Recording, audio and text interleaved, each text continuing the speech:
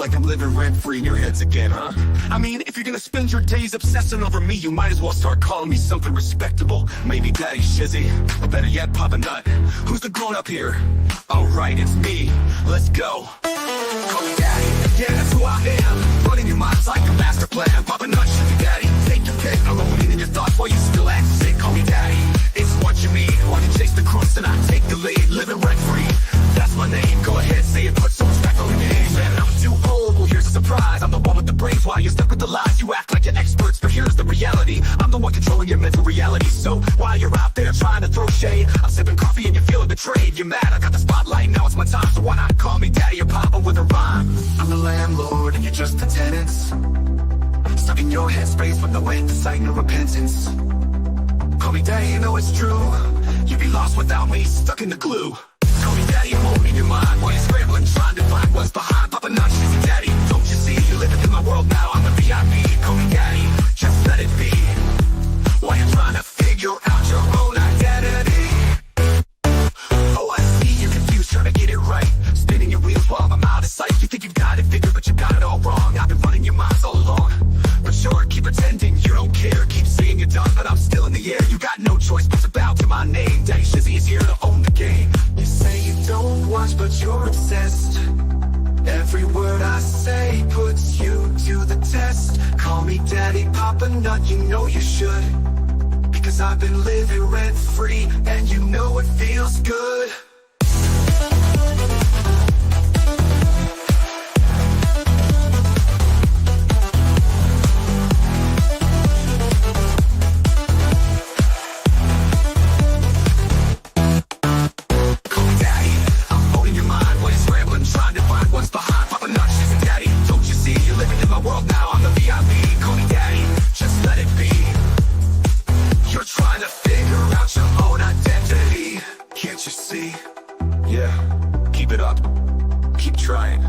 Stuck with Daddy for life. I'm Papa Nut, Shizzy Daddy, owning your headspace, and there's no escape. Good luck with that.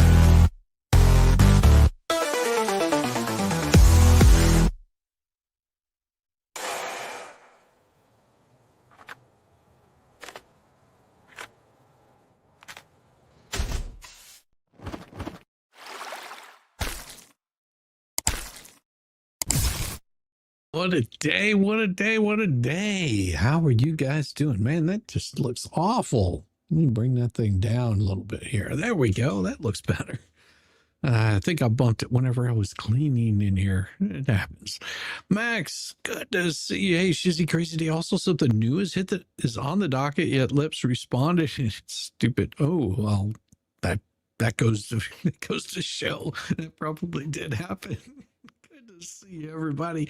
How are you doing this wonderful day after Labor Day? I hope everyone had a good Labor Day. I had a great time with Mo last night. We've got another one planned for tomorrow, and I'll probably have a stream in the morning, which will always be good. It'll always be good. I've got some crazy stuff to show you tomorrow morning. Buddy, no, it ain't hail stuff. Just some fun stuff that I found on the interwebs.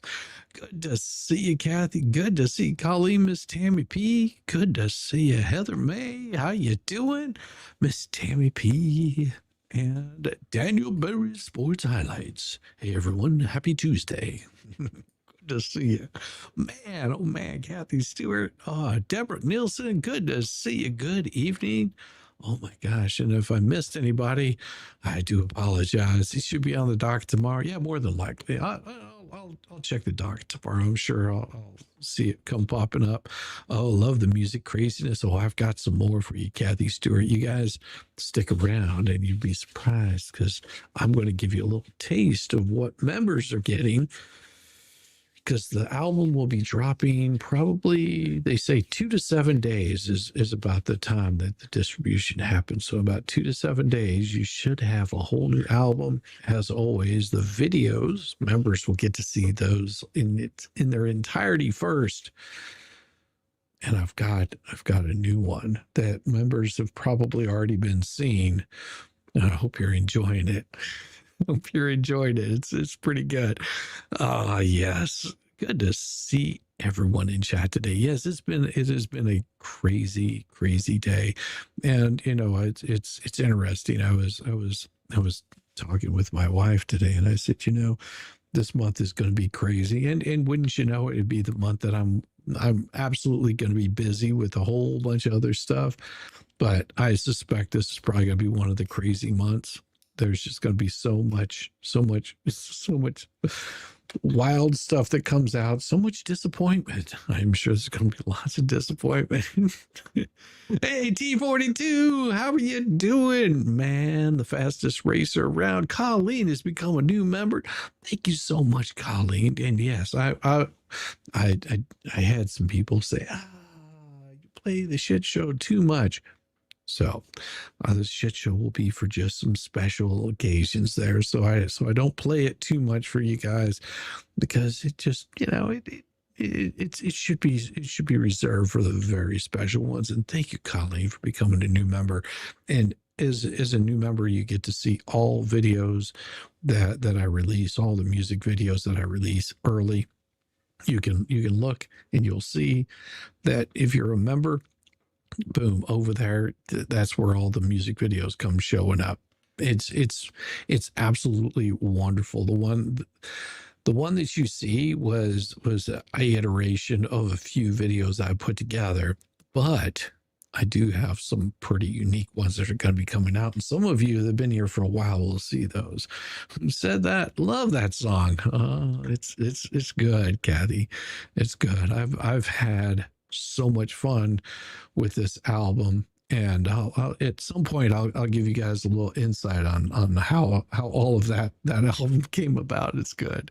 It's a beautiful. Oh well, no, they just think it just plays a lot too much, and I agree. It does tend to interrupt the flow of the show a little bit too much. So it will be shown, and all new members will get their stars. I might play it like 3 or 4 times in a row towards the end of the show, but I won't do it all the time unless we get like a large amount of gifted memberships or something like that, because you know I don't want to wear it out.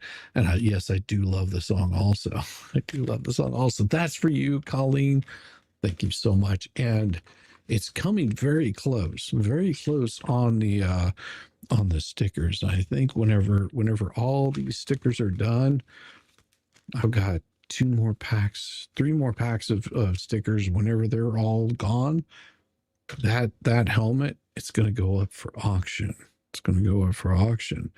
And I think I know there's somebody that might be able to auction it off. We'll see exactly what happens with that. You find yourself singing sometimes? Well, I do too. The whole time that I play it. T42, I hope you're doing well. I hope you're doing really well. Well, this was filed today by Mr. Randy Shuckett. Yes. As you can see, it was a response, of course, and shows District Court, Gainesville Division. Plaintiff's response, and this is Fed Case 2, just so you guys know. The fast 16 months of fun. Oh, man, T42. And I do have something for that, because that's always my pleasure right there. T42. Happy birthday to you. Happy birthday to you. Happy birthday. It is past your birthday. Thank you, T42. Howdy, dude. Tammy Bugard. Long time no see. I hope you're doing well. Yes. So, of course, Jeremy filed this and basically says, naming Lee, hereafter Lee. Amended motion dismiss, second amendment complaint after the complaint.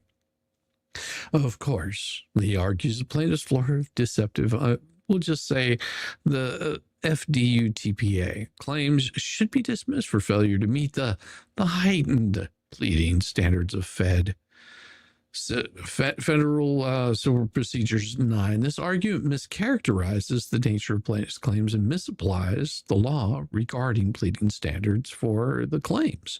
As demonstrated below, and in any event, plaintiff's complaint contains, which it does, plaintiff's complaint, which would be Jeremy's complaint, contains sufficient factual allegations to satisfy the applicable pleading standards, whether under Rule 8A or 9B.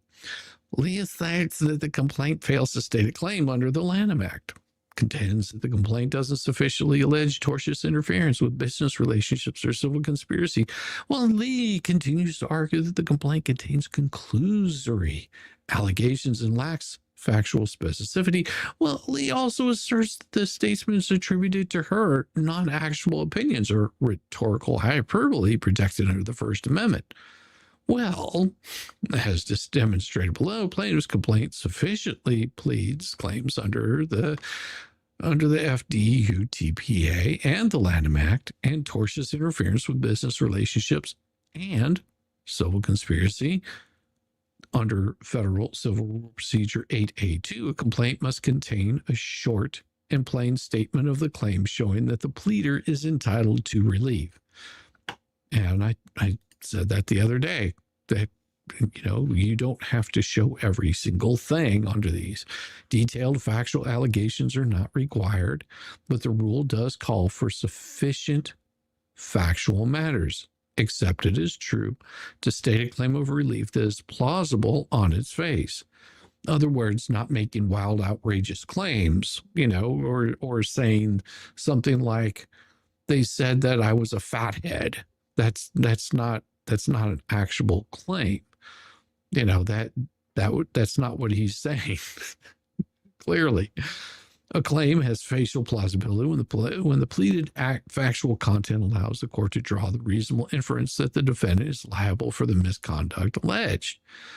Determining whether a complaint states a plausible claim is context-specific, requiring the reviewing court to draw on its experience and common sense. Lee's motion should be denied in its entirety.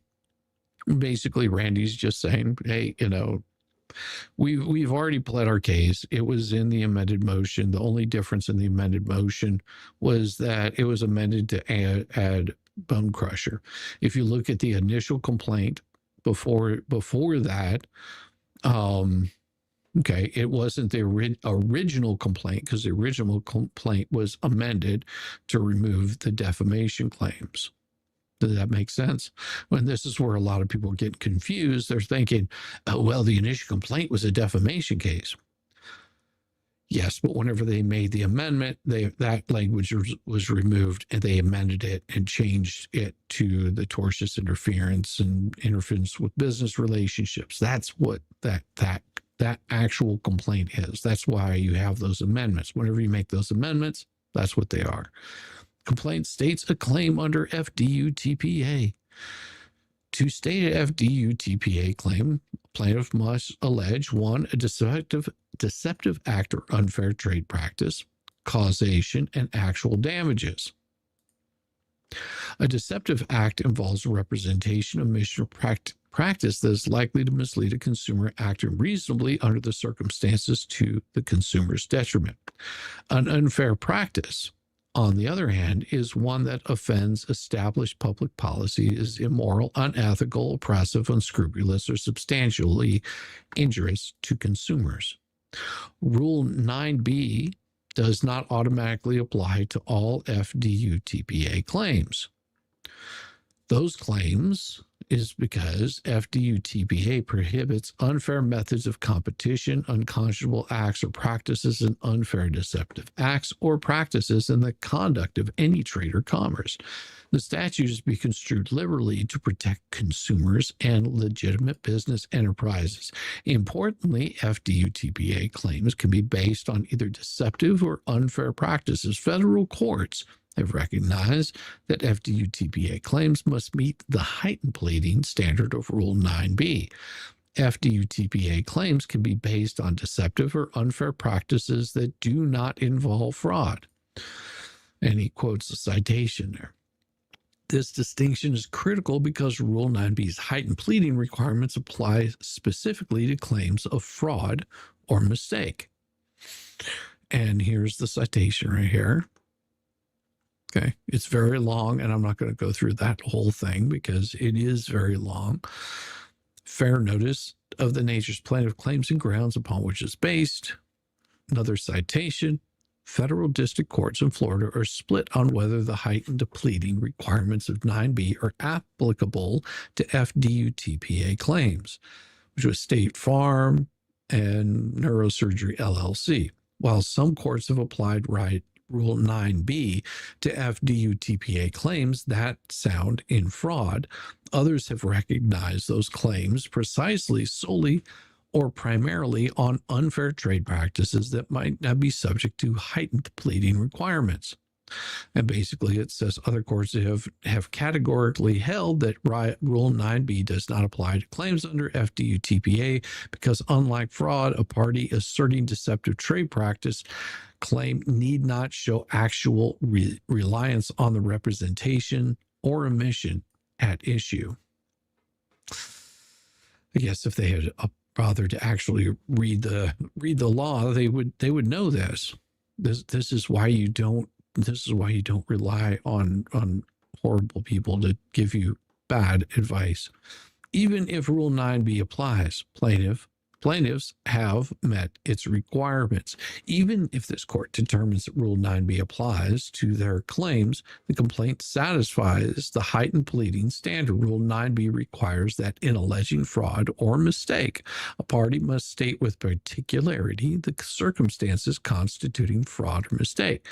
However, malice, intent, knowledge, and other conditions of a person's mind may be alleged generally. Basically saying yes, alleging the fraud or mistake, they have to state it with particularity, the circumstances constituting that fraud. But just like malice or intent or knowledge and those kinds of things can be alleged generally. That you don't have to get in any specificity over what someone had in their head whenever they did that, such as malice or intent or knowledge. That's not something that you have to prove according to Rule 9b. Does that make sense? I hope that makes sense to you. It would, for example, if I was to do something really, really crappy to somebody, say I ran over someone's toe with a car, ran over their toe, and they wanted to come after me for malice in doing it.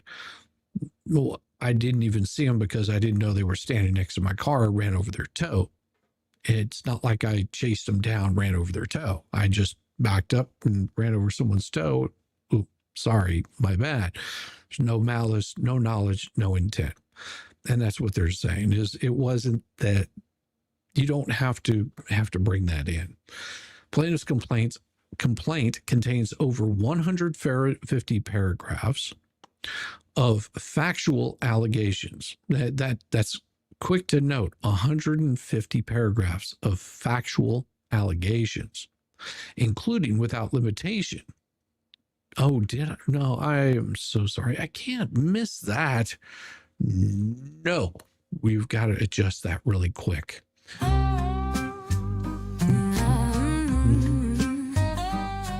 Oh my, happy birthday to you. Happy birthday to you. Happy birthday, it is your day. Happy birthday to you. Carol Welsh. Happy birthday, Carol Welsh. I hope you had a wonderful day, and I love your Kermit bikini. That's pretty awesome.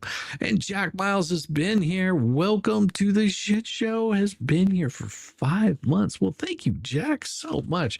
You know, I always forget that you folks have been here for quite some time, and I have been here longer. and it's funny because there's a buddy of mine that's in England, called Dance Biker Dance, and he was on my very first stream that I ever did. He was good people, really good people. I enjoyed him so much. Happy belated birthday. Yes, everybody wish Carol Welsh a happy birthday. And yes, I will give the shit show a good run. So you guys keep that going. Your subscription only shows maybe 5 or 6 months, but now I've been a sub for almost a year. Oh, and that's how it works. And I will be giving out some memberships tonight. So just know that those will be forthcoming. I could do those at the beginning of the month. And I didn't want to do it yesterday, just because I wanted to spend a little time with you fine people and give you that nice, wonderful bit of memberships. And I can only give out 10 at a time. Well, 5 at a time, but I will be handing those things out. I wish they would allow me to do more, because I would hand out so many memberships. Plaintiff complains over 150. Detailed, as it says right now, this is very important. Detailed allegations regarding Lee's specific acts in paragraphs 1 through 6, paragraphs 18 through 54, and paragraphs 165 through 172, which address Lee's specific acts. These allegations are more than sufficient to put Lee on notice of the claims against her and the grounds upon which they rest, and reasonably notify Lee of her purported role in the scheme. Saying, right here, telling you these paragraphs 1 through 6, 18 through 54, 165 through 72, and those address those specific acts. Plaintiffs have adequately alleged deceptive and unfair practice. Plaintiff's complaint alleges that Lee engaged in unconscionable, unfair, and deceptive acts or practices that offend established public policy and are immoral, unethical, oppressive, unscrupulous, and substantially injurious to consumers, that are likely to deceive a consumer acting reasonably in the same circumstances that caused injury and detriment to customers. Now, how many people, you don't have to agree or disagree. Just think about this to yourself. How many know of people, because you've seen them, that will say, well, I used to be a member of Jerry's chat, and, I was so disappointed I just couldn't listen to him anymore. And what caused that to trigger off in their mind? Was it something that they heard? Was it something that they thought? Was it due to them listening to somebody that was saying, well, I've got the proof that they're doing all these horrible things to Lynette. And then whenever it all came about, found out those things were not true that they were saying. We've seen the constant lies that they perpetuate. You've seen the gaslighting. And this is just 20 or 30 people that you know of. What about the people you don't know of? But all you have to do is take for what they've been saying, and it goes to show the kind of things that they've done to be injurious to their business. These allegations track the language of FDUTPA and provide a sufficient basis for plaintiff's claims. The complaint further alleges that Lee continues to engage in such false and deceptive marketing campaigns and fraudulent representations for the purposes of damaging Hales and consumers without any valid legal basis.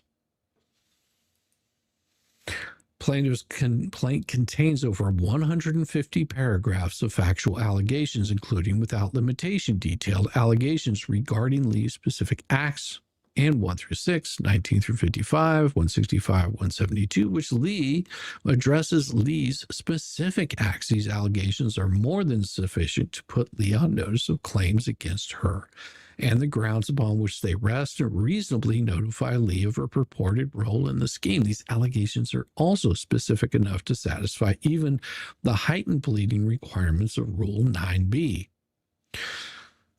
Also, plaintiffs have adequately alleged causation damages. The complaint alleges that plaintiffs are damaged by Lee's unlawful conduct by losing revenue streams and auction sales that otherwise would remain with them absent Lee's interference with plaintiffs' valid business relationships.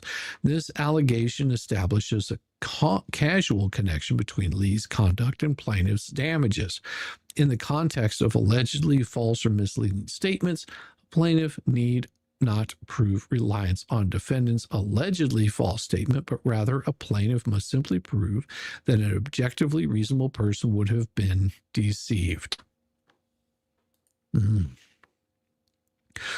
While this is a Connecticut decision under the FDUTPA, a plaintiff is also not required to prove reliance. As you can see right here, Davis v. Angel Care. A plaintiff is also not required to prove reliance on a defendant's allegedly false or misleading statements. I love how he threw that in there, because that goes to show who is writing this.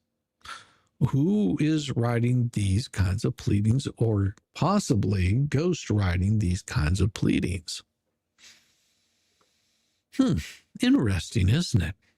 A plaintiff is also not required to prove reliance on defendant's allegedly false or misleading statements. Instead, the standard is that a plaintiff must demonstrate that an objectively reasonable person would have been deceived by the defendant's actions. This objective test is applied to determine whether the alleged practice was likely to mislead a consumer acting reasonably under the circumstances. The court reiterated that FDUTPA employs an objective test to determine whether a practice was likely to deceive. The court cited Carrillo General Motors, also Davis v. Powertel, to affirm that the question is not whether the plaintiff actually relied on the alleged deceptive practice, but whether the practice was likely to deceive a reasonable customer. Does that make sense? All right. Let me explain. What they're saying is it doesn't matter whether or not the plaintiff actually relied on the deceptive practice, but whether the practice was likely to deceive a reasonable customer. Like saying, this star that I put on my helmet will give you, eternal life, which if it wouldn't matter if you believed it or not, or if somebody did purchase a star to get everlasting life, but for them to believe, for me to say that a reasonable customer would actually believe that could be deceptive. By the way, you can buy stars on the helmet. They're really cheap. Merake v. Bacardi, USA. The court applied the objective standard under FDUTPA, requiring the plaintiff to show that the alleged practice was likely to deceive a customer acting reasonably in the same circumstances. Now, to support the standard to establish an unfair practice, the plaintiff must show that it is one that offends established public policy and one that is immoral, unethical, oppressive, blah, blah, blah. Moreover, to establish an unfair practice, the plaintiff must show that it is one that offends established published policy that's immoral, unethical, and so on and so forth. Basically saying, that's unethical, oppressive, such as circumstances here. The court explained that FDUTPA is designed to protect consumers from deceptive or unfair practice, employs an objective test to determine whether a practice is likely to mislead a reasonable consumer. And it explains a few more to outline the elements, which included deceptive act or unfair practice, causation, and actual damages. Although FDUTPA does not explicitly define the term deception, the provisions of the act are to be construed liberally. Florida Statute 501-202. Plaintiff's allegations that Lee's voluminous statements were likely to deceive a consumer acting reasonably in the same circumstances easily satisfy this standard. Moreover, when competitor businesses rather than consumers press a claim lost profits, lost revenue, reputation harm, and other damages commonly observed in business tort claims constitutes actual damages. Emphasis is added. Lee's conduct falls within the scope of trade or commerce. Now, Lee continues to argue that the conduct does not constitute trade or commerce as defined by this statute. Defines trade or commerce broadly to include advertising, soliciting, providing, offering, or distributing, whether by sale, rental, or otherwise, any good or service or any property, whether tangible, intangible, or any other article, commodity, or thing of value. Plaintiffs allege that Lee solicited donations under false pretenses and made false statements about plaintiff's business in the course of her YouTube live streams. These activities fall within the broad definition of trade or commerce, particularly given the statute's directive that it shall be construed liberally. Now, if you haven't been paying any attention, they would constantly, and this was part of, I think, their Sunday bullshit, where they would get on there and they would go off about their auctions, go off about what they were doing with their storage bins, what they were talking about in their cases. And there's nothing wrong with talking about those, but in doing it in such a way that you're basically saying that those are that you shouldn't be going and getting things off of their website can harm their business. And these are the kinds of things that they had been doing. Lee argues that the plaintiffs lack standing because they're not aggrieved consumers.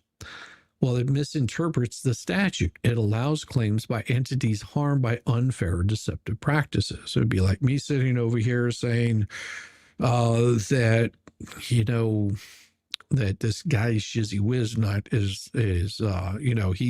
he's got an auction site, but it's just garbage that he's selling over there, and everything that you're buying over there is absolute garbage, and you shouldn't get any of his shirts because he doesn't ship them out. All those kinds of things like that could be harmful if untrue.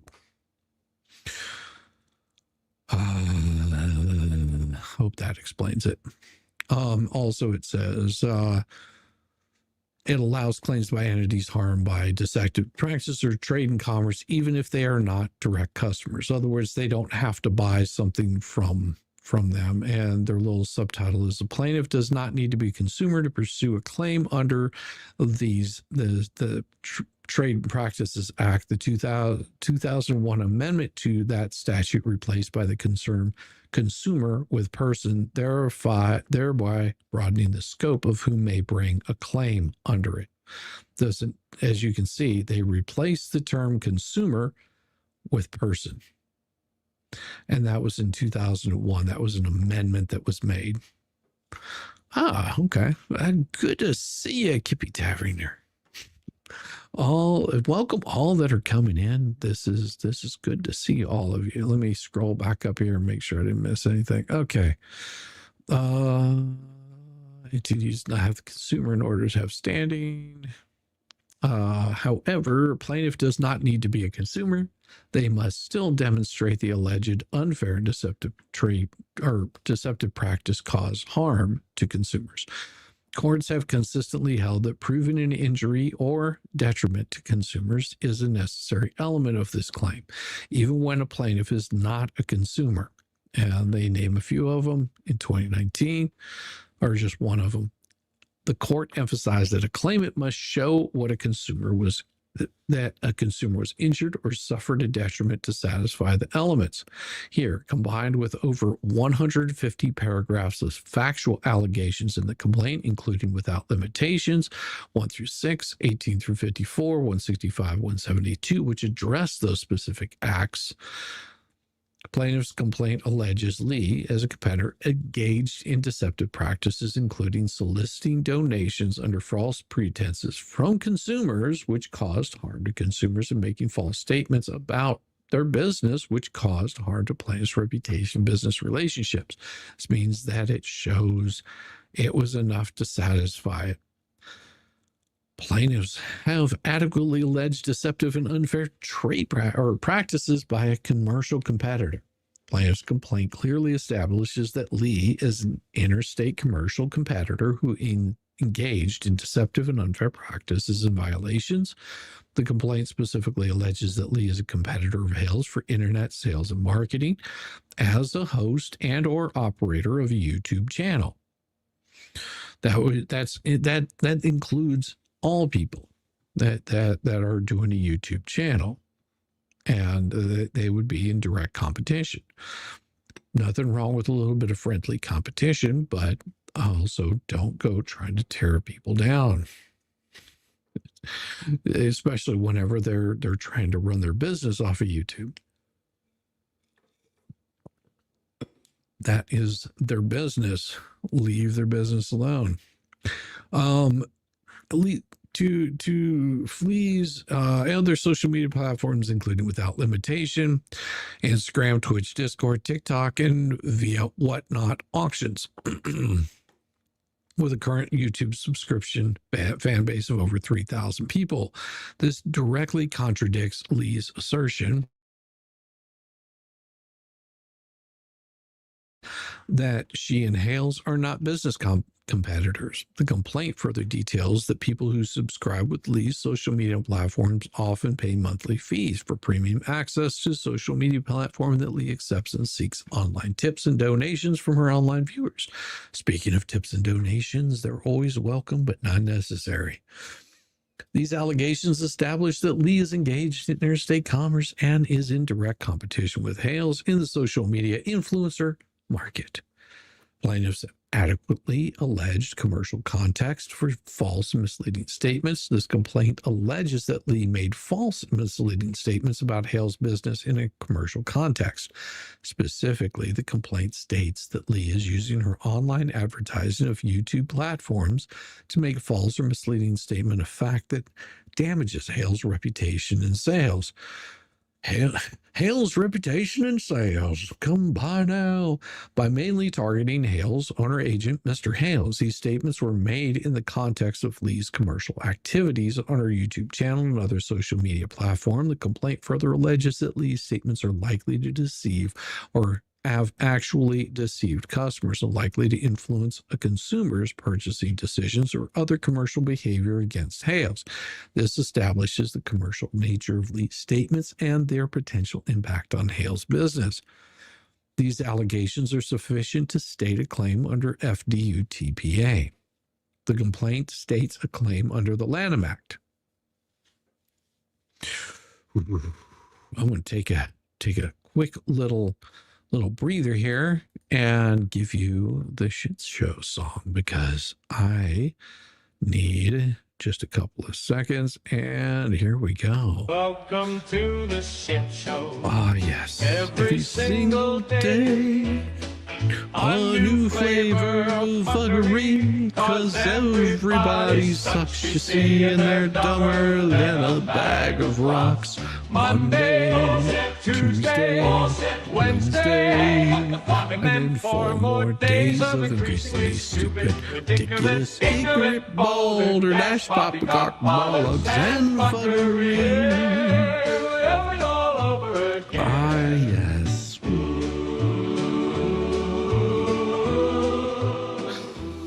And what I'm going to do really quick, give me a second, and I'm going to, matter of fact, give you guys some gifted memberships and give you just a little taste of what you're going to be getting this month. Because a new one will come out maybe every single week. There may be a new one, and I am going to give those out right there. And let's see who all got the gifted memberships. It says we got Fluffy, we got My Four Sons. Man, the names are so small over here. My Four Sons. Is that right? My Four Sons. We also got Mary, and Jack's mom got one, and Robert Ward also got a gifted membership. Enjoy those very much. And just to make it more fun, here we go with another. Welcome to the shit show. Ah, yes, welcome. Every single day. Not once, not twice. A new flavor of fuckery. 'Cause everybody sucks, you see, and they're dumber than a bag of rocks. Monday, Tuesday, Wednesday, and then 4 more days of increasingly stupid, ridiculous, ignorant, balderdash, poppycock, bollocks, and fuckery.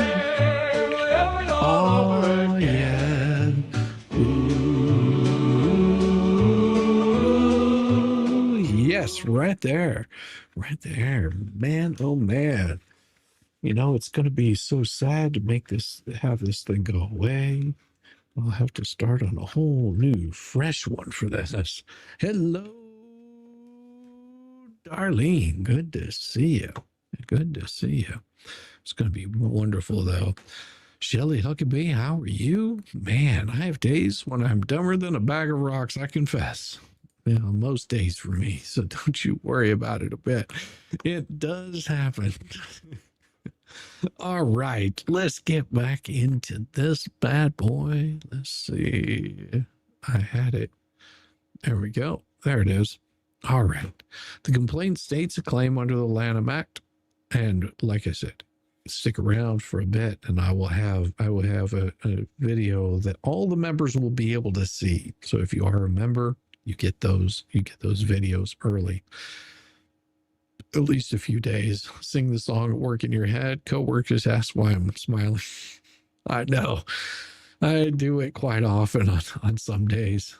And basically it just talks about the complaint states a claim under the Lanham Act. Interstate commerce and competitive injury.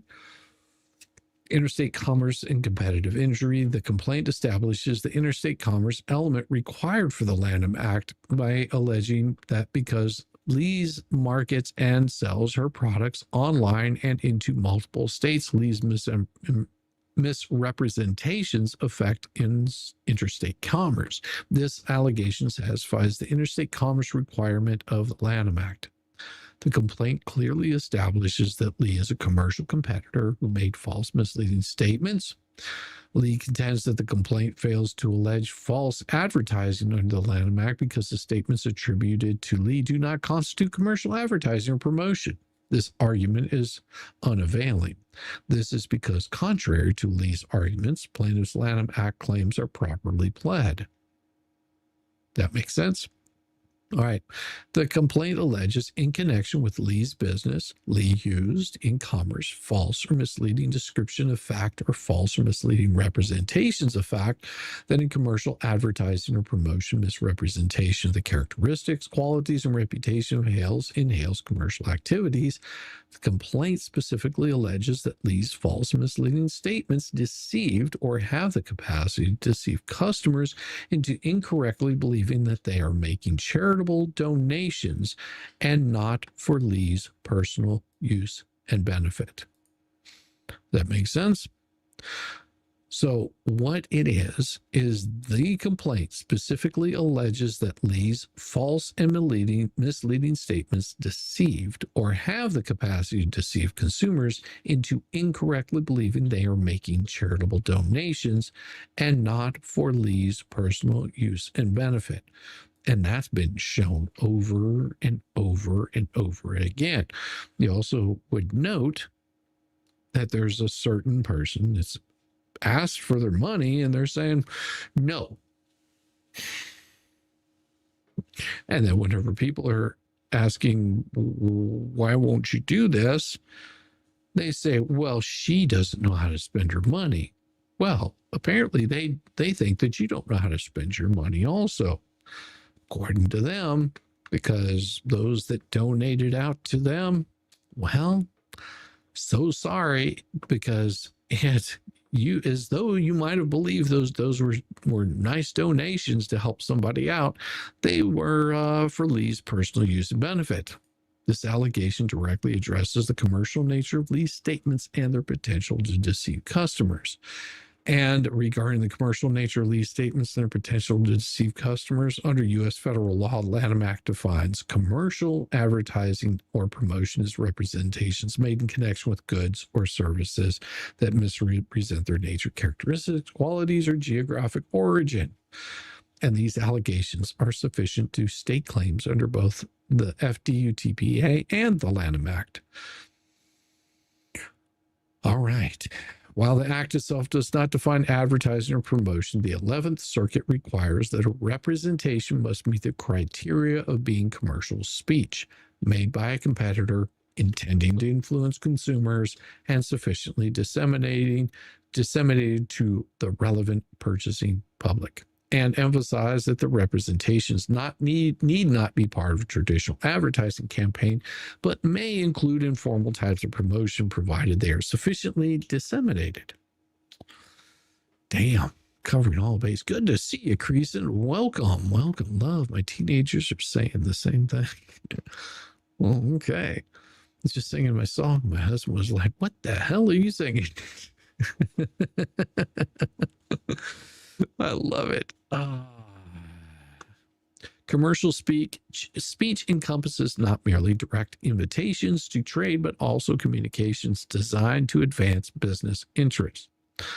And I'm not going to read the whole thing. Basically, it just says in order for representation to constitute commercial advertising promotion, while the representations need not be made in classical advertising campaign, but may consist of more informal types of promotion, the representations must be disseminated sufficiently to relevant purchasing public to constitute advertising or promotion within that industry.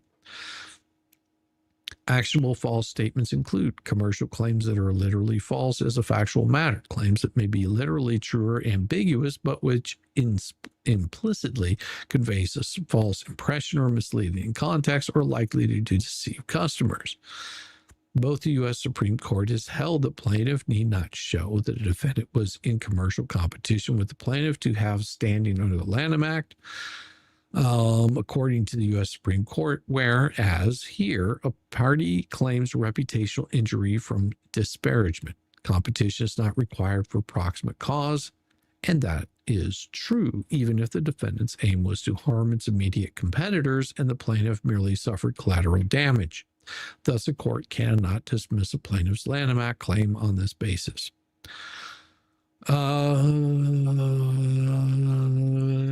And also Section 1125 of the Lanham Act extends only to plaintiffs whose interests fall within the zone of interest protected. To that end, a false advertising claim under the Lanham Act requires that 1, a plaintiff plead and ultimately prove an injury to commercial interest in sales or business reputation proximity caused by the defendant's misrepresentations. The sufficiency of approximate cause allegations turns on whether the harm alleged as a sufficiently close connection to the conduct the state prohibits. When a defendant harms a plaintiff's reputation by casting aspersions on its business, the plaintiff's injury flows directly from the audience's belief in the disparaging statements. Yes, thank you. Welcome, Elizabeth. Yes, good to see you. Good to see you. The hails to the good guys, the victims of hate, slander, defamation, tortious interference, business, all kinds of stuff. Yeah, there's been quite a bit of things, but you also have to remember in this particular case, in Fed case 2, that they're not being sued for defamation. That's Fed case 1, where you have John Cook and Lynette Preston, which are being sued for defamation per se, and a bunch of other things that are involved in that one. But we're not talking about that particular one. This one is, hey, y'all, early mug raid. Welcome, early mug raiders. Now, plaintiffs accurately alleged their injuries were caused by defendants' false and misleading statements. And 2, when viewed in the light of most favorable to plaintiffs, these allegations sufficiently allege injuries flowing directly from defendant's statements. Also, in 2014, the court set forth a two-part test for determining whether a plaintiff can sue under the Lanham Act: the zone of interest test and the proximity cause requirement. Zone of interest test. To come within the zone of interest in a suit for false advertising under, a plaintiff must allege an injury to a commercial interest in reputation or in sales. And this has been shown. Yes. The proximate cause requirement is the proximate cause requirement for statutory standing. Generally bars suits from alleging harm that is too remote from the defendant's unlawful conduct to satisfy this requirement. And what they're saying is there's no harm in a defendant's unlawful conduct if, say, for example, someone in Asia picks up the story, looks at it, and goes, X, Y, or Z. Like, that's not even affecting Jeremy Hales's bottom line. But these people have been directly going after Jeremy, going after his business. There's also been proof that they've conspired to do all of this. It's all defecation. Picasso, poop painters unite. What? Hey, we're not. You're just a smart ass. Yes, I love it. Good to see you, y'all. I hope you're doing much better. The proximate cause requirement for statutory standing generally bars suits for alleged harm that is too remote from the defendant's unlawful conduct. Ordinarily must show economic or reputational injury flowing directly from the deception wrought by the defendant's advertising, and that occurs when deception of consumers causes them to withhold trade from the plaintiff. At the pleading stage, general factual allegations of injury resulting from the defendant's conduct may suffice. For on a motion to dismiss, the court presumes that general allegations embrace those specific facts that are necessary to support the claim. Thus, when applying these principles combined with over 150 paragraphs of factual allegations in the complete, including without limitation paragraphs 1 through 6, and all the other paragraphs, which address their specific acts, it states a prima facie claim for false advertising under the Lanham Act. It alleges that Lee is an interstate commercial competitor who made those false statements, and so on and so forth. These allegations satisfy the elements of false advertising claim under the Lanham Act. 3, complaint states a claim for civil conspiracy. And this is where it gets a little more interesting, because this is where they state the claim for commercial conspiracy. Well, if you want to see something really cool, give me a second and I will show you something really neat here. And I'm going to remove that for a second and give me just a minute. And I've got a treat for you guys. All right, here we go. So if you are a member, this is going to be the kind of things that you get to see as a member of this channel. You get to see these all a little bit early and in its entirety. So if you haven't seen it, here we go. Wrong. Boy, was I stupid. Thought I knew better. Said there weren't no shirts, no merch with the kid's name. But I clicked that link and the money train rolled on. She swore up and down, I got no merch to sell. But I tried the link and I know damn well, debunked in a minute, my heart just broke. Now the child's a prophet, just another joke. Said it's banners only, not a t-shirt line. But my child's face got slapped on a sign. I never gave permission, I'll say it loud. And I won't let my kid get sold to a crowd. My child ain't your t-shirt, my child ain't your brand. You don't make a dollar off my child's hand. You can spin your stories, you can spread your schemes. My kid ain't for sale in your YouTube dreams. They say we sat back, never tried to fight. Didn't beg or plead to make it right, but 3 whole months we were begging still. Is your guy coming? You promised he will. John found a crew, 10 grand for the job. Would've had it framed in a weekend sob, but Felisa said no, slammed the door shut. Wouldn't hire Mexicans, that's the cut. So the permit lapsed, the chance ran dry, and we're left to explain why the house won't rise. My child ain't your t-shirt, my child ain't your brand. You don't make $1 off my child's hand. You can't spin your stories, you can. And if you want more, you got to be a member. See, then you get to see the whole thing. It's like looking in a mirror. Oh, it gets good. It gets good. The whole song was put together, and it's going to be on the new album. Barn Burner should be out in a few days, and I'll be releasing the videos for that here shortly. Also, I still have one that's going to be coming out in December 1st. Yeah, December 1st, called Stars and Bars. That's going to be a good one too. Did Gollum transgender and go live in a trailer? Maybe. Maybe. It's a possibility. You never do know.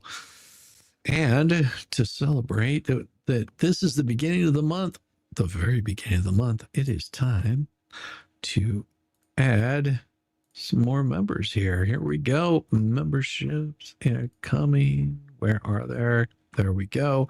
And 5 more coming at you. Let's see who we got. We're spinning the dice. Memberships are coming. Memberships are coming. We got Zarnia or Zarina. We got Dude, and Patty Kaufman. Is that right? Patty Hoffman got one, and AKA the Cat Lady got one, and also Silverleaf. Welcome to the shit show. It's wonderful. Welcome to the shit show. We have so much Every fun. single day. A new flavor of buggery, 'cause everybody sucks, you see, and they're dumber than a bag of rocks.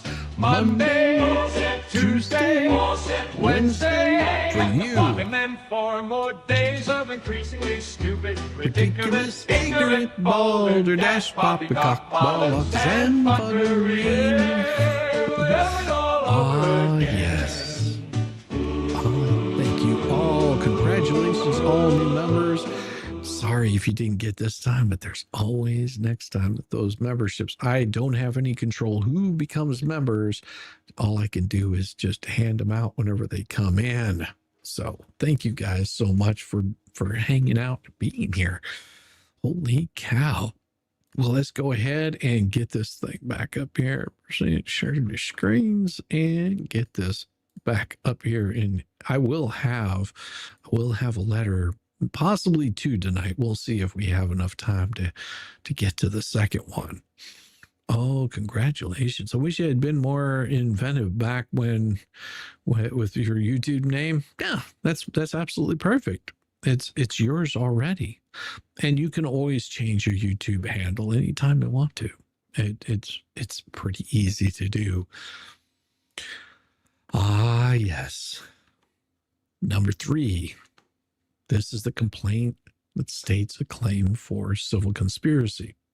The elements for civil conspiracy require an agreement between 2 or more parties. 2, to do an unlawful act by unlawful means. To do a lawful act by unlawful means. Sorry. Performance of an overt act in pursuit of that conspiracy. And damage to the plaintiff because of those conspiratorial acts. Okay.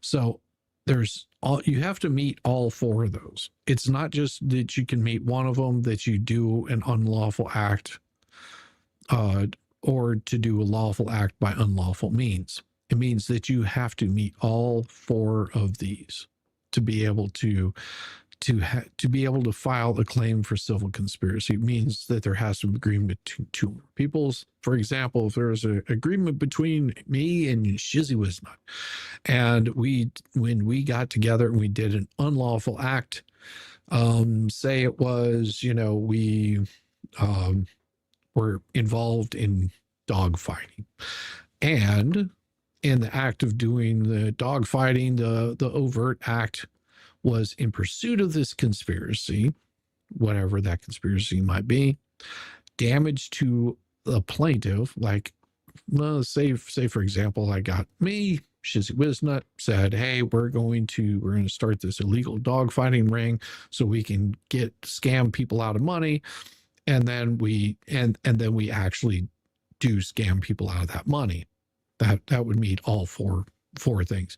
Whether, even if we did a lawful act by, having puppies playfully enjoying each other's company, but I did it unlawfully, or, say for example, I did it in the middle of a street or something like that, that could be a part of the conspiracy. But if I was doing all four of these acts, I'd have to meet it.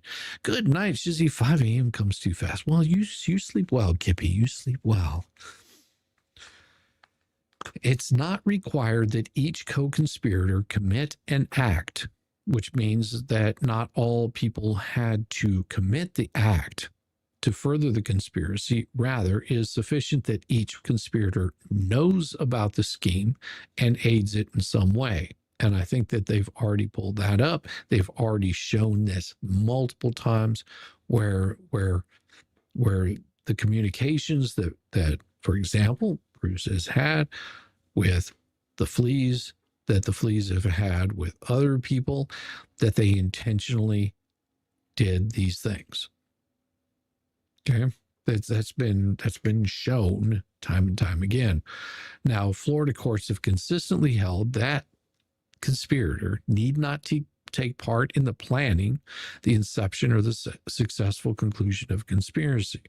The conspirator need only know of the scheme and assist in it in some way to be held responsible for all the acts of his co-conspirators. Say, for example, not wanting to pay out a certain person that might be wondering where their money is, and somebody knows that they're doing it and gets involved in making sure that money doesn't get to said person. That would be part of a conspiracy. Although threadbare, conclusatory allegations will, nonetheless, not survive dismissal. The existence of a conspiracy and an individual's participation in it may be inferred from circumstantial evidence. And they cite the cases for that. As this court reiterated just last month, an agreement to engage in civil conspiracy need not be expressed in words and may be implied and understood to exist from the conduct itself. The complaint alleges, what it says, as plaintiffs' underlying causes of action do not allege fraud, there is no heightened pleading standard, and the general plausibility standards of Paragraph 8A control the agreement element of the conspiracy claim. So they're not alleging fraud. Their underlying causes of action do not allege fraud. And that was one of the things that they tried to argue.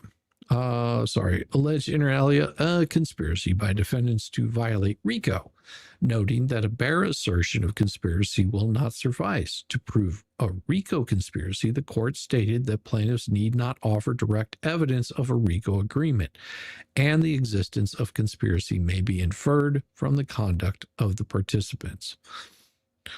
The plaintiffs in Auto Candies pleaded 6 factors to allege that Citigroup agreed to conspire with OSHA to engage in a pattern of racketeering activity. Citigroup and OSHA, I was saying OSHA, Completely different business relationship, their mutual financial gain from the racketeering activity, their joint fraudulent misrepresentations and omissions, their dependency on each other's fraudulent conduct to prolong the scheme.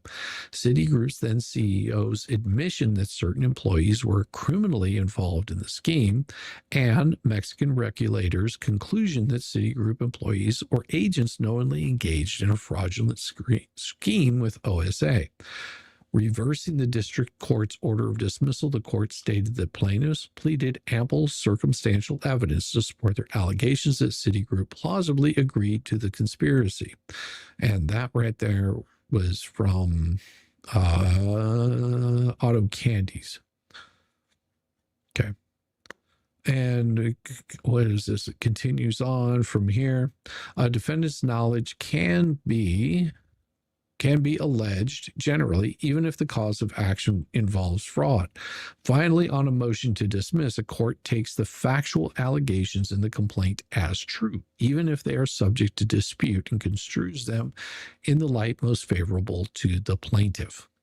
So basically, what he's saying is we argued everything that needed to be argued. We don't have to come out with all our proof. That comes out in discovery. Your motion to dismiss should be denied.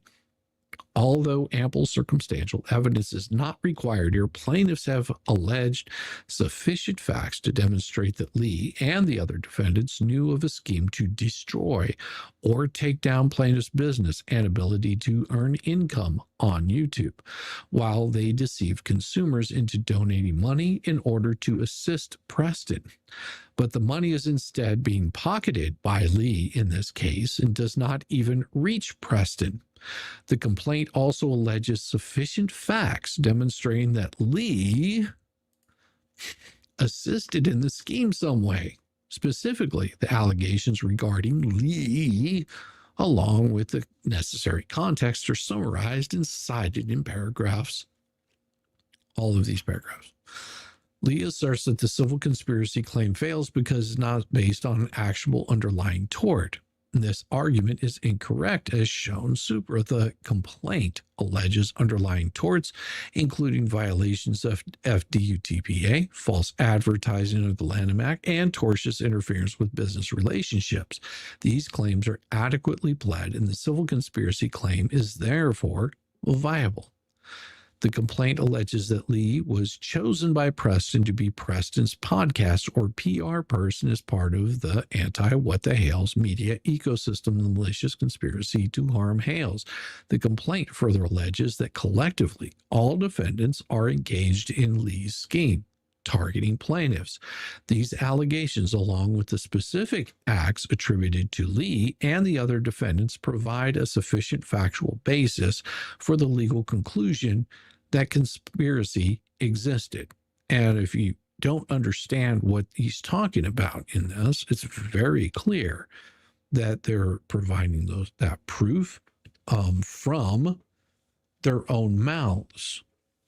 You've got Bone Crusher over on one side saying, well, those donations weren't given to her; they were given to Lisa Lee to do with as she desired. That is not what they were asking for in the first place. In the first place, they were raising money to purchase a fence that was going to benefit Preston. They were raising money to build out a barn. They were raising money to do all of these things. And all the time that they were doing these fundraising activities, they were committing these acts. And then you had people that were joining in. They knew, or possibly knew, that money was never going to reach Preston. Or they may have thought that it was going to reach Preston, but have since changed their little tales to say, well, she doesn't know how to spend her money. It's not their decision on how Preston spends her money. But they've been raising this money regardless of that. And they continue to raise money regardless of that. Saying now, oh no, it was all for the child. Doesn't matter who's the guardian of the child. Who is the person that would benefit the most out of this? That right there is where money really does bring out the evil in some people. Absolutely, Elizabeth, it does. Especially whenever you start seeing the kind of money that was inflowing into their coffers. And then they were benefiting off of that. That starts to show that what they were doing might have not been completely on the up and up, especially whenever people are asking for money back. Whenever you've got John Cook saying, yeah, you come show up and you try to take one of these fence panels and something bad might happen to you. Yeah, those and saying those on streams. It's not like, oh, you just made this up off the top of his head or hyperbole. Those were threats that should be taken seriously. Basically swaying anybody from getting back any of their money. The threats, those kinds of things can be taken very literally, and the court usually will frown on those kinds of things. Lee's argument that Hales does not allege, or even in conclusory terms, that Lee and the other defendants possessed any peculiar power of coercion by virtue of their combination, misunderstands the element of civil conspiracy under Florida law. Under Florida law, the elements of civil conspiracy do not require a showing of peculiar power of coercion when, as here, the conspiracy claim is based on an underlying tort or wrong. In such cases, the conspiracy is not treated as an independent tort, but rather as a means to hold all conspirators jointly liable for the underlying tortious act. The essential elements of a civil conspiracy in Florida include an agreement between two or more parties to do an unlawful act or to do a lawful act by unlawful means, the doing of some overt act in pursuance of the conspiracy, and the damage to the plaintiff as a result of the acts done under the conspiracy. Plaintiffs have adequately alleged the elements of civil conspiracy. Also, 5, the complaint states a claim for tortious interference with business relationships. Lee argues that malice is required for tortious interference and that Hales does not allege facts showing Lee acted with requisite malice towards any business relationship, and Lee is wrong. In Florida, malice is not a required element to be pled in account for tortious interference with advantageous business relationships. The essential element of this tort are: 1, the existence of a business relationship under which the plaintiff has legal rights. 2, the defendant's knowledge of the relationship. 3, an intentional and unjustified interference with the relationship by the defendant. And 4, damage to the plaintiff as a result of the breach of the relationship. While malice is not a necessary element to establish a prima facie case, it may become relevant in certain contexts, such as when a qualified privilege is asserted by the defendant, which is not the case here. In such cases, the plaintiff may need to prove malice to overcome the privilege.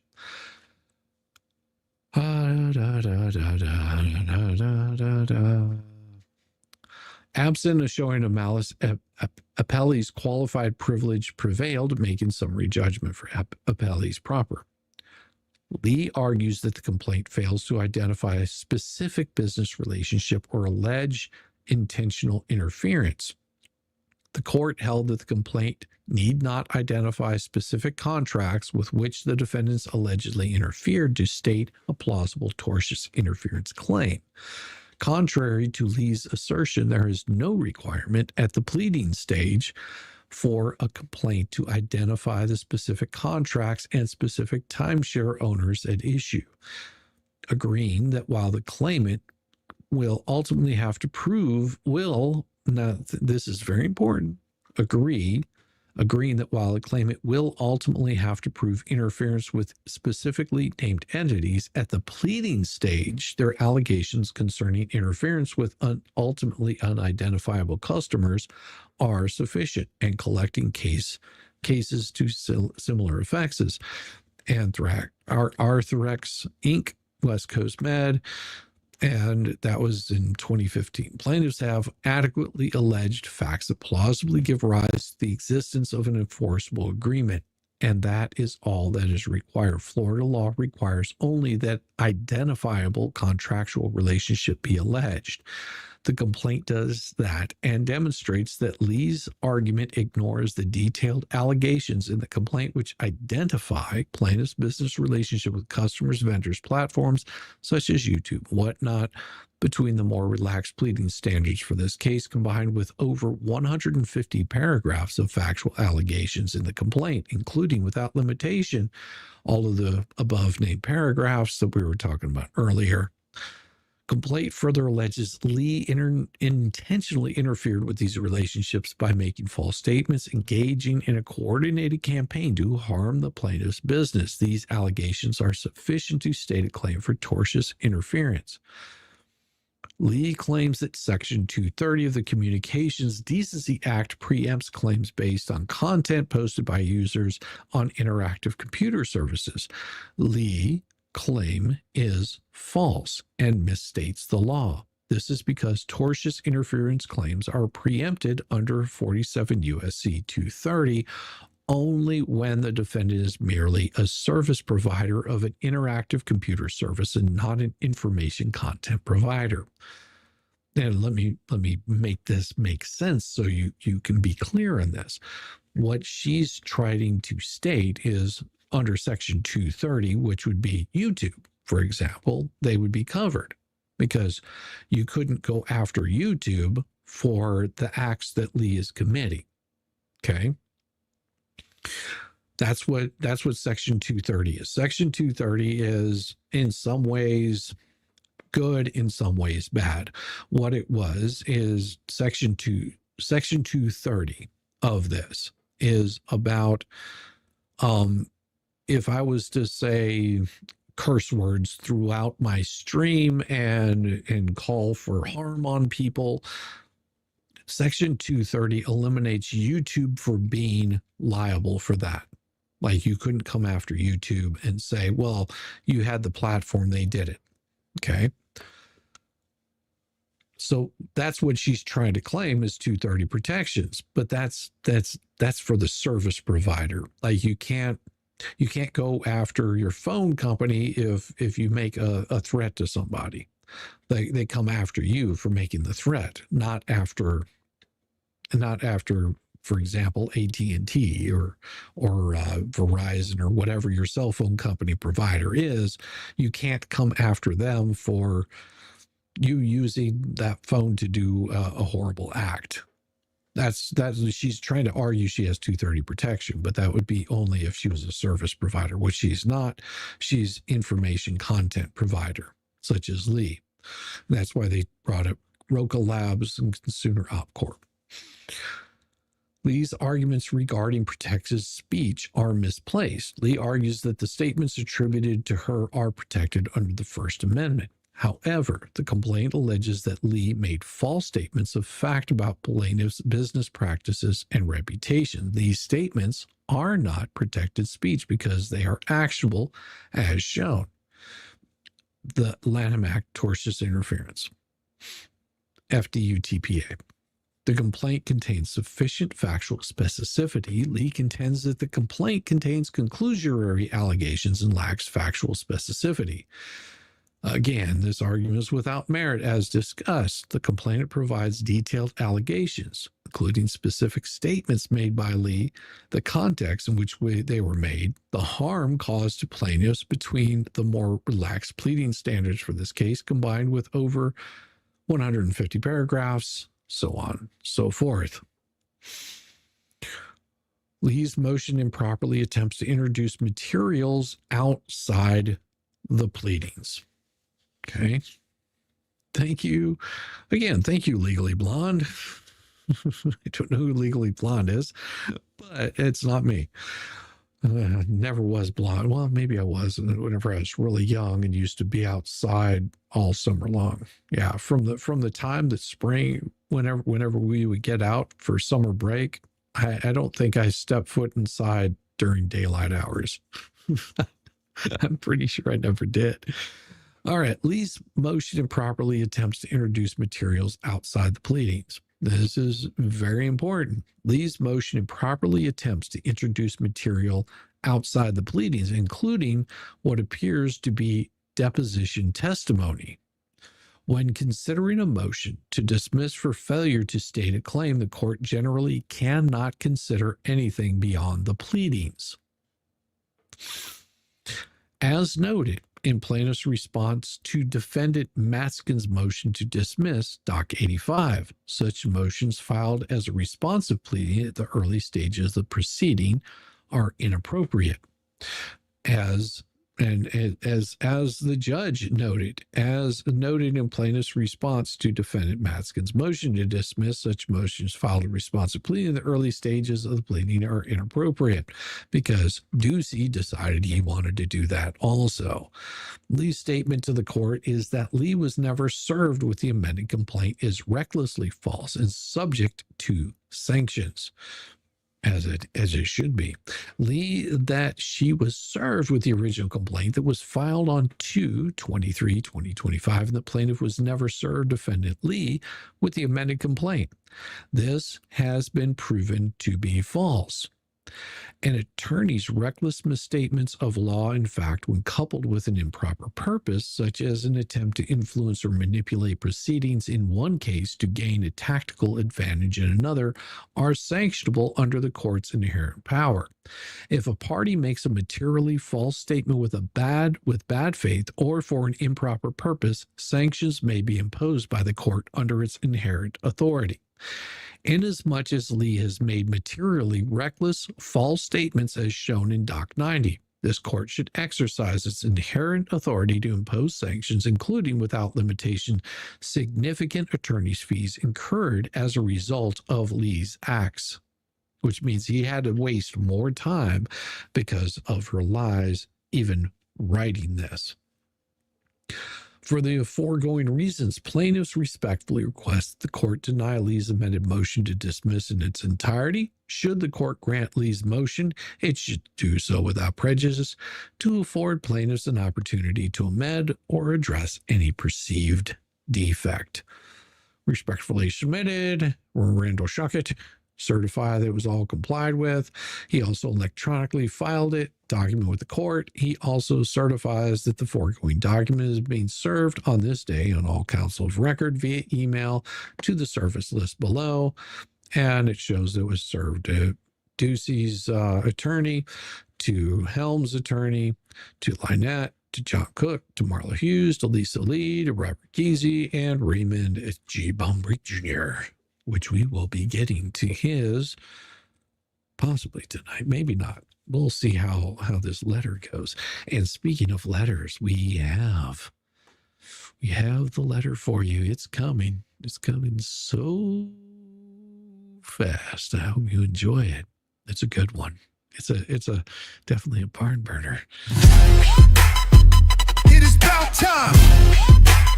Let's break this mother down. With Shizzywhiznut.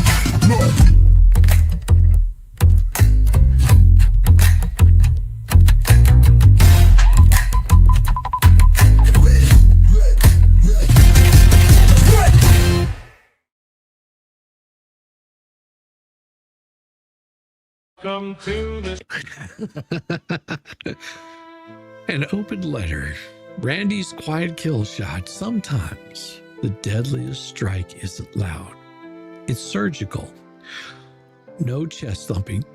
No greasy pep talks. No half-baked manifestos typed out at 3 a.m. Just one crisp filing that lands like a blade between the ribs, and suddenly the other side realizes the game is over.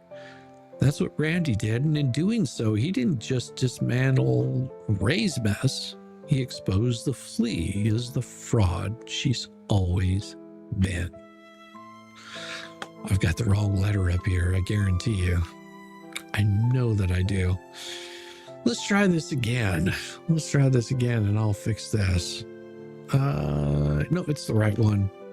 I'm an idiot. She's been parading around, puffing her chest, telling anyone who will listen, people say I should have been a lawyer. Or how does she say it? I should have been a lawyer. No. What people say is they wish you would stop playing one in your garage, because here's the truth. Every single time that she plays lawyer, she drags in the bottom feeders of the legal world, the kind of people who couldn't keep their licenses, couldn't keep their credibility, and couldn't even keep their freedom. She takes advice from one who walked away from the bar in disgrace, spinning fairy tales about how they retired, when the truth is they were chased out before the hammer dropped. She props up another one who got booted from the profession entirely, left to spend his nights swapping legal theories and spit for a pack of cigarettes and Bubba's affections in the other shower. And if that weren't enough, she takes cues from yet another whose big move was allegedly fleeing the country, running halfway across the world rather than face the wreckage that he left behind.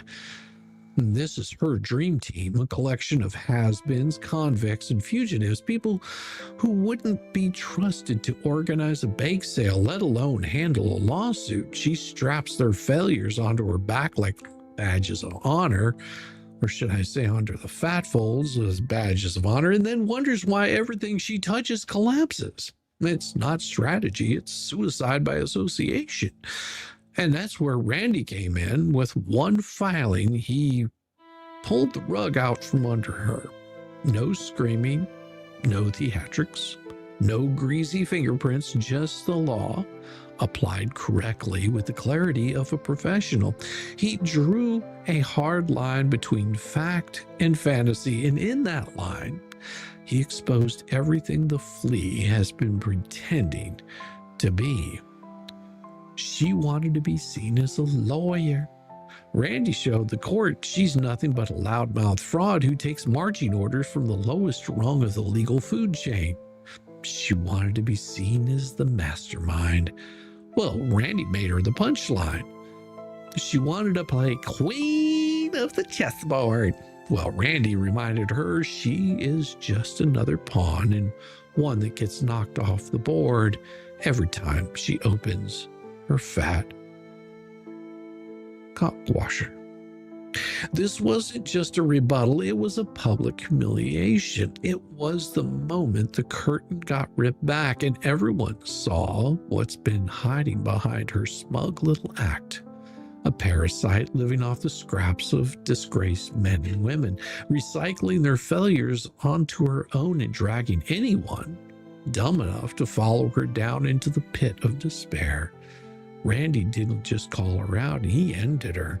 If part one was the kill shot, part two is the burial, because Randy didn't just correct the record, he chained every last one of them to the real battlefield.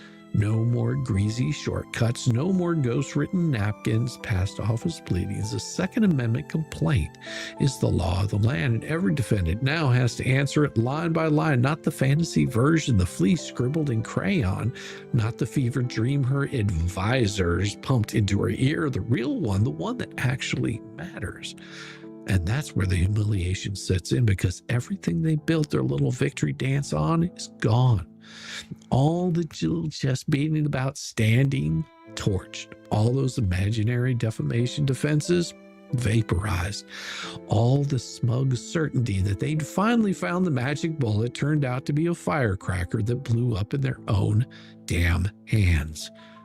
Randy made it clear the complaint separates the claims, it states them plausibly. In the circus of distraction the Fleas call strategy has nothing to do with anything in reality. For the Flea, it's worse than losing its exposure, because she's been parading around like a goat herder that has this great brain behind the curtain, boasting about how people call her sharp, how they say she's Mr. Calling. She's been propped up by a Greek chorus of failures, men who left the profession in disgrace, men who traded their licenses for prison time, men who ran off to hide in faraway countries because facing the music was way too much. These are her validators.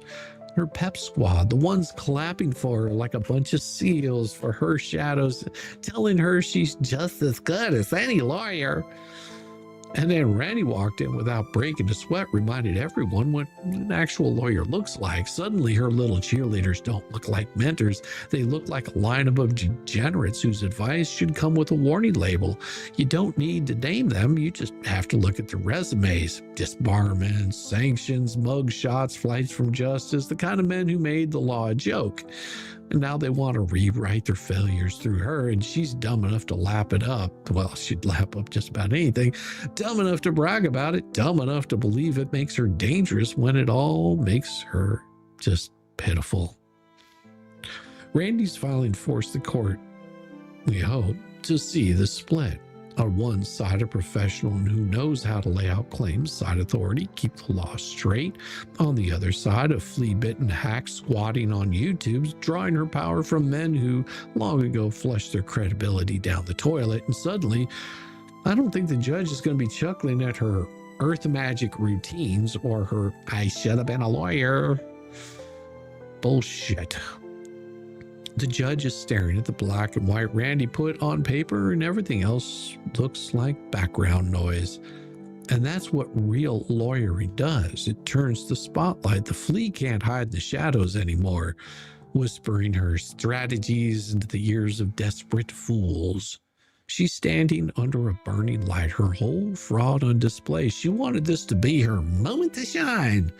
The proof is that she belonged. Instead, she's been revealed as the parasite she is, living off the scraps of disgraced men, recycling their failures onto her own, and mistaking pity for respect. Here's the kicker. It's not just the flea who got gutted. The whole hive of degenerates that prop her up just got dragged into the light too. Randy's filing didn't just shred their nonsense, it reminded every last one of them what they are. Cowards, liars, and parasites who can't dish it out on YouTube. Well, who can dish it out on YouTube, but they just can't quite take it in court. Start with the Dodgers. Oh, these are the warriors who love to rant into webcams about truth and justice, yet they scatter like frightened little toddlers when a process server comes knocking, hiding behind curtains, pretending not to be home, parking their fat asses in the dark, hoping that the knock goes away. Online, they're lions, loud, starlings, self-proclaimed heroes. In reality, pussies. Some little, some large, some so grotesque they smell like a dumpster fire before they even start sweating, but all of them pussies just the same. The second someone hands them real paperwork, their bravado evaporates and they shrink back into the greasy shadows. Oh, and then you've got the loophole dreamers. These clowns think Google and a couple of Facebook legal experts will save them. They jurisdiction like it's a magic spell. They babble about technicalities like the judge is going to suddenly forget how federal court works. Well, hell, they actually believe that if they stall long enough, if they scribble enough bad arguments on greasy paper, the whole thing will just vanish. They're stuck. Every fantasy escape hatch they cling to is just another shovel just digging their own grave. And now we get to the lowest of the level, the false bar complaint filers. Now this is where the cowardice curdles into fraud. These sick little bastards spent months, years even spreading lies, smearing reputations, fabricating stories, running their greasy mouths on every platform they could find. They branded innocent people as predators. They terrorized neighbors. They meddled with families. They egged on threats and doxing. They weaponized lies like it was a sport. But the second that Randy smacks them in the face with actual law, suddenly they're victims. Suddenly they're crying to the bar. And there's the filthiest part. These complaints aren't even real. They're fabricated. Desperate attempts to paint Randy as the bad guy because they can't handle what they started. They're filing false bar complaints during active litigation as if the bar is going to swoop in mid-case and punish a lawyer for doing his job. The bar isn't their babysitter. The bar isn't their escape hatch. The bar isn't going to rescue them from the hole that they dug themselves into. All those bar complaints do is confirm exactly what Randy showed in court, that they are weak, terrified, drowning in their own fraud and bullshit. Think about how pathetic that is. They call Jeremy a bully. They call Randy unethical, yet here they are, hiding from service, mumbling about loopholes, fabricating bar complaints, praying the system saves them from the consequences of their own actions. What kind of warriors, what kind of fighters collapse this quickly? What kind of truth tellers have to invent lies for the bar because they can't face the truth in court? They're not fighters. They aren't truth tellers. They're pathetic little frauds, spineless cowards who thought that they could dish out forever and never, ever be held accountable. Randy didn't just outlawyer them, he gutted them. He turned their fake strategies into exhibits of cowardice. He turned their little bar complaints into confessions of fear. He turned their dodging and loophole chasing into proof that every last one of them is exactly what we've always said: pathetic, greasy scum who can't stand up to the consequences of their own actions. And here's the part that's going to haunt them. The record isn't going to forget. Their cowardice is in black and white now. Their lies are in black and white. Their failures are in black and white, no matter how many false bar complaints they file, no matter how many curtains they hide behind, no matter how many times they scream bully into a webcam, the record will stand. They are frauds. They are failures. They are done. Signed, the window licker still riding the short bus, Shizzy, your Papa Nut, professional, legal menace. Oh, yeah. It is about time. Let's break this mother down. With Shizzywhiznut.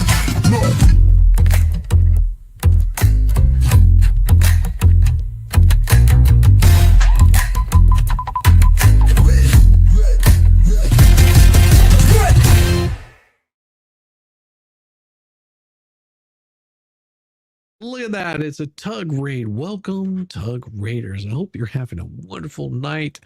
I hope you're definitely having a wonderful night. It is so good to see all of you fine folks joining in after tug stream. It is always wonderful, and I hope that he's doing well. I haven't been able to catch one of their streams in a little bit, so I've just been really super busy. And I hope that he's doing well. Thank you so much, Emma Washington. Welcome for the raid. I really have been super busy. You have no idea. 3D World takes on so much time.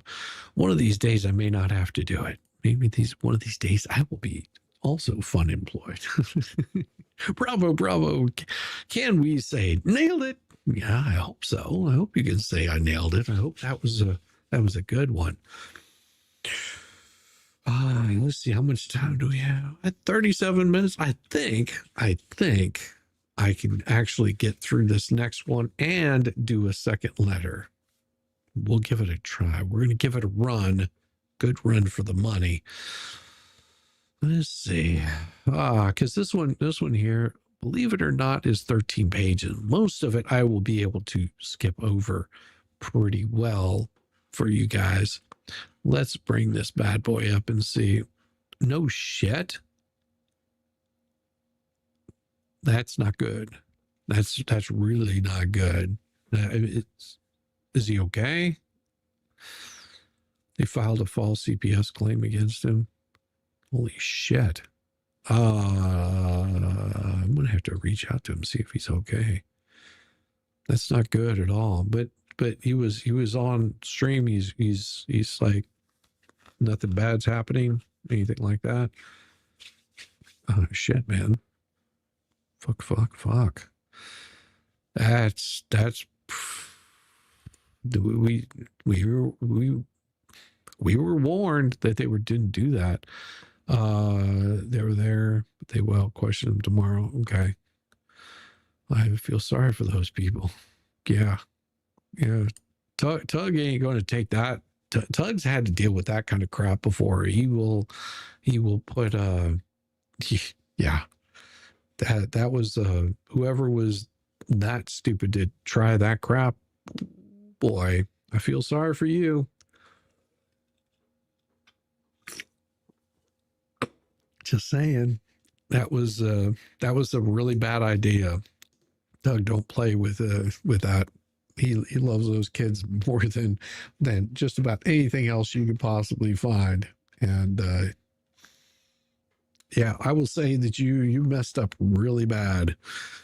He's staying strong, but his kids are going to have to talk to him. He's not happy at all. No, I wouldn't be either. I'm going to give him a holler later. That's fucking wrong.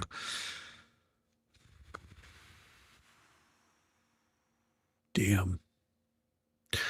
I feel sorry for you dumbasses that decided to do that, Tug. I really do. And I'm telling you right now, Tug, don't play with that crap. Yeah, you done messed up. Just saying. One of the CPS workers has been to Tug's house before. Yeah. No, he's had CPS out there before. Over, I think it was during DEP or possibly even before that. Like these people are assholes. Plaintiff's response in opposition to defendant Bone Break's motion to dismiss. Now, I'll get into it later. He's home alone tonight. The girls are with the grandma. Good. That's good. Because, yeah, I'm sure he's got those cameras notifying him. He's like me. Got cameras all around. We don't play with that kind of stuff. Plaintiffs respectfully request that this court deny Bone Break's motion. This is because Bone Break's motion fails to demonstrate the plaintiff's claims are legally insufficient of the applicable standards. Support for the motion to dismiss. See, this is really bothering me. I can't even concentrate now. Why'd you guys have to tell me that shit? I still think Logan should show them her new hissing rip. Just pull them all out and tell them. That would be funny. That would be funny, but no. Yeah, don't mess with don't mess with Tug's kids. That bad thing. And this is the games. This is what I'm saying. These are the kinds of games these assholes play on a regular basis, thinking that it's funny and smart, thinking that it's going to get him to back off. You don't understand. This makes people go even harder. So whatever dumbass decided to do this crap, whatever was going on in their mind, it just means that he is hitting it home. He is showing you what exactly is going on. That means that he is over the target. That means all the stuff that he's showing you, what he's talking about, the words that are coming out of his mouth are right over target, because you don't go after somebody unless they're hitting the target. That means he is hitting the target. And he's pretty damn solid on that. It means that they are scared because, see, they can't fight him in court. They can't fight him on YouTube. You know, they try anything on YouTube, he just exposes them. And now he knows that exposing them is correct. Those exposures are true. Those exposures are going to be coming out. I guarantee you, he digs in twice as hard. And you have no idea the amount of digging that Tug can do. You have not a clue.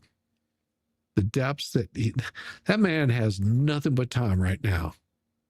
Whenever he's not with his kids and not streaming, I guarantee he's got plenty of time. And I guarantee you that man is using it wisely. I don't think so. I think those are anonymous. I think that those complaints are anonymous. Doug wants to burn them down now. Yeah. The hell rain down. Well, I know that that he is not going to play. Like they think this is funny. And if it was somebody not part of that little group, well, guess what? That little group is the one that's going to feel the wrath of Tug. Seriously.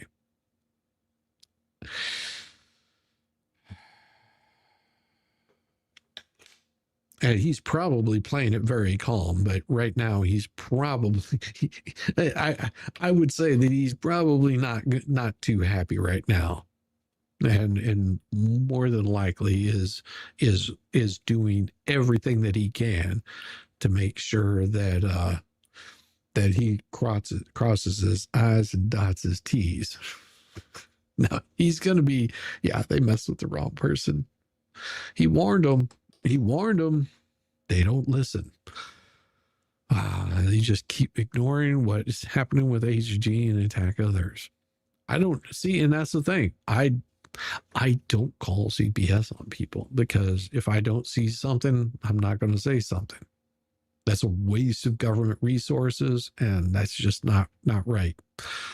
It's not right. Simmering under the surface, yeah. That group now has a bullseye on all of them. Yeah. So they can thank themselves only for that. Only for doing exactly what he, and I warned these people. I warned them. I said, stop playing this game. Stop playing this game. Stop playing it with me. Stop playing it with other people. But no, they don't listen. They go and do the stupidest thing they possibly can. That's not an attack on Tug. It's an attack on the girls, and they'll never forget it. Yeah. It's just evil. Absolutely. Yeah. I'll reach out to him. Oh, fuck me. That's just wrong in so many ways. Wrong. All right. Let's do this. When evaluating motions to dismiss, procedural challenge, Bone Break's motion properly attempts to impose heightened pleading standards. We already talked about earlier. 11th Circuit Court consistently emphasized the pleading stage complaint must meet the federal pleading standards by setting forth a plausible claim. We already read that earlier. Let's see. To the extent that Bone Break's motion seeks dismissal based on alleged pleading deficiencies, it fails to recognize that the standards for dismissing claims under Rule 12b-6 and granting judgment under Rules 50 or 56 are vastly different. This distinction is critical because a motion to dismiss is not the appropriate vehicle for challenging the sufficiency of evidence which is properly addressed at summary judgment or trial. The complaint clearly distinguishes between claims brought by Jeremy Hales individually and those brought by Elephant Shoe LLC. So this is a little bit, yeah, they poked the wrong Papa Bear. And see, this memorandum, like what he's talking about in this right here, is that what Bone Break was trying to say is that Elephant Shoe shouldn't be filing claim, and Jeremy or Shockett is saying that the complaint clearly distinguishes between claims brought by Jeremy Hales individually and those brought by Elephant Shoe LLC. And the complaint carefully distinguishes between the two plaintiffs. Jeremy B. Hales is an individual, referred to as Mr. Hales, and Elephant Shoe LLC, referred to as Hales. This distinction is maintained consistently throughout the complaint, making it clear which claim belongs to which plaintiff. But see, they never were able to do that because this is where you screw up whenever you're trying to use ChatGPT to write your pleadings. Is it doesn't distinguish. Yeah, idiot.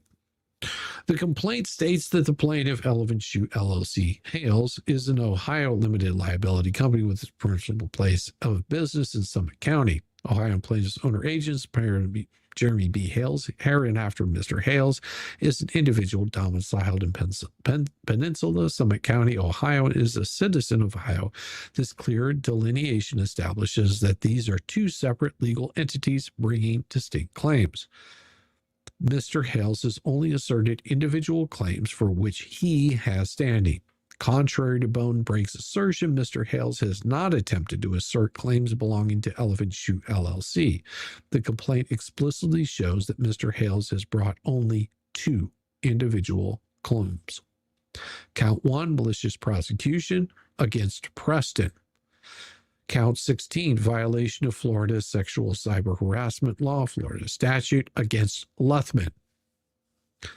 For count 1, the complaint specifically states that Mr. Hale realleges and reincorporates the allegations contained in paragraph 1 through 6, 19 through 22, paragraphs 55 through 96, and paragraphs 165 through 172 above as if more fully set forth herein. The count relates to Preston's alleged false accusations against Mr. Hales personally, which include allegations that he raped her daughter and other defamatory statements on road signs. These allegations were directed at Mr. Hales as an individual, not at the business entity. For count 16, the complaint again specifically states Mr. Hales reincorporates those paragraphs 1 through 6, 19 through 54, 162, 189, 169, 165, 72 above is more fully set forth herein.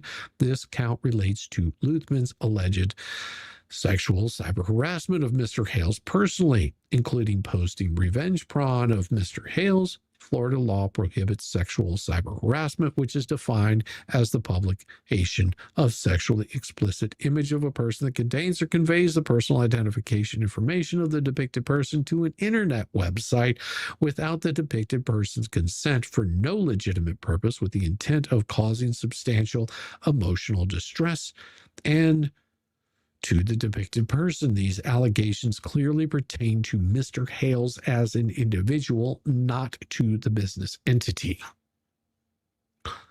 All the business-related claims are properly brought by Elephant Shoe LLC. All other claims in the complaint, including civil conspiracy claims against Bone Break and the other defendants. For example, count 14, civil conspiracy, and it talks about the paragraphs. It's the use of Hales rather than Mr. Hales clearly indicates that this claim was brought by Elephant Shoe LLC, not by Jeremy Hales individually.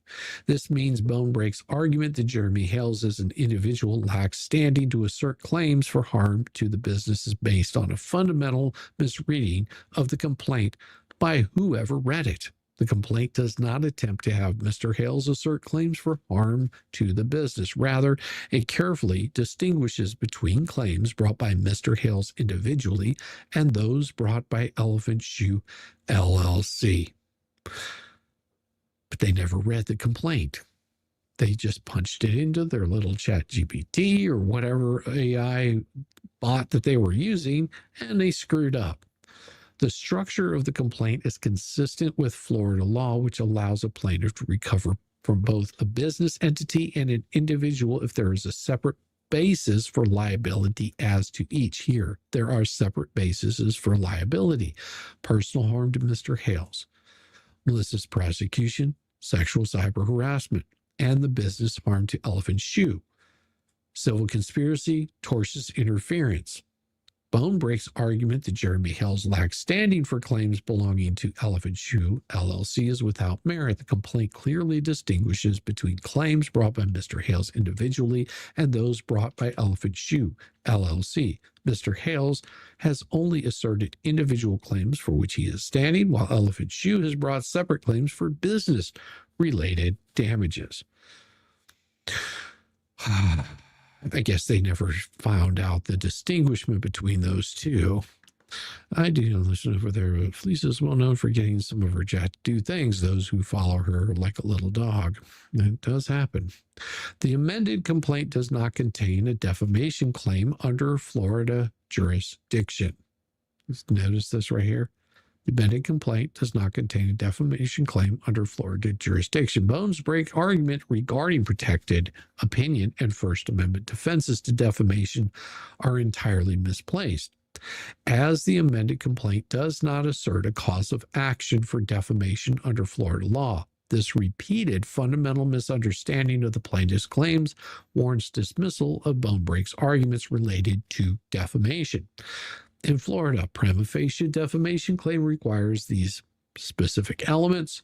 Florida Supreme Court has consistently held those. The review of the complaint reveals that plaintiffs have not asserted a standalone cause of action for defamation against Bonebreak or any other defendant. Now, while the complaint alleges that Bonebreak made statements that could be characterized as defamatory in nature, these statements form a basis of other causes of action, specifically civil conspiracy, tortious interference with business relationships. The civil conspiracy claim is based on an independent wrongful act that would constitute a cause of action if performed by only one person. The underlying civil wrongs alleged in the complaint include tortious interference with business relationship and other claims, not defamation. Therefore, Bonebreak's extensive arguments regarding whether his statements constitute protective opinion under the First Amendment are irrelevant to the actual claims asserted in the amended complaint. This means the court should disregard these arguments and focus on the actual causes of action pled by the plaintiffs. Again, plaintiffs have sufficiently alleged a claim for civil conspiracy against Bonebreak. We showed what those were earlier. Plaintiff courts have consistently held a conspirator need not take part in the planning, inception, or successful conclusion. They just have to be part of it. And the existence of a conspiracy and individual's participation in it may be inferred from circumstantial evidence. The complaint specifically alleges that Bonebreak made false statements about the plaintiffs that were presented in a way to imply clear factual allegations. So on and so forth. It basically alleges that comments from all defendants, including Bonebreak, were posted in a hate group that included links to false YouTube videos and pages about the plaintiff. Plaintiff's complaint contains many paragraphs of factual allegations, including without limitation detailed allegations regarding his specific acts in 1 through 6, 19 through 55, 155 through 161, and paragraphs 165, 172. These allegations are more than sufficient to put Bonebreak on notice of the claims against him and the grounds upon which they rest, and reasonably notify Bonebreak of his purported role in the scheme. Now, it says, as plaintiff's underlying causes of action do not allege fraud, there is no heightened pleading standard in the general plausibility standards of Rule 8A of the Federal Civil Rules of Civil Procedure control the agreement element of the conspiracy claim. Moreover, under Rule 9B, a defendant's knowledge can be alleged generally, even if the cause of action involves fraud. They've also sufficiently alleged the underlying torts. The complaint adequately alleges the underlying torts that form the basis of the conspiracy claim, including tortious interference with advantageous business relationships. In Florida, the elements of tortious interference with business relationships, we already went over what those exactly were. And the Florida Supreme Court clarified that the plaintiff must allege a business relationship with identifiable customers. I've already read all that stuff before. Which identifies that the plaintiff had business relationship with specific business entities, YouTube, whatnot, and Facebook, as well as the 736,000 subscribers to the What the Hell's channel. The complaint further alleges that the defendants, including Bonebreak, had knowledge of these relationships and intentionally and without justification interfered with them. For the foregoing reasons, plaintiff respectfully requests that the court deny Bonebreak's motion to dismiss.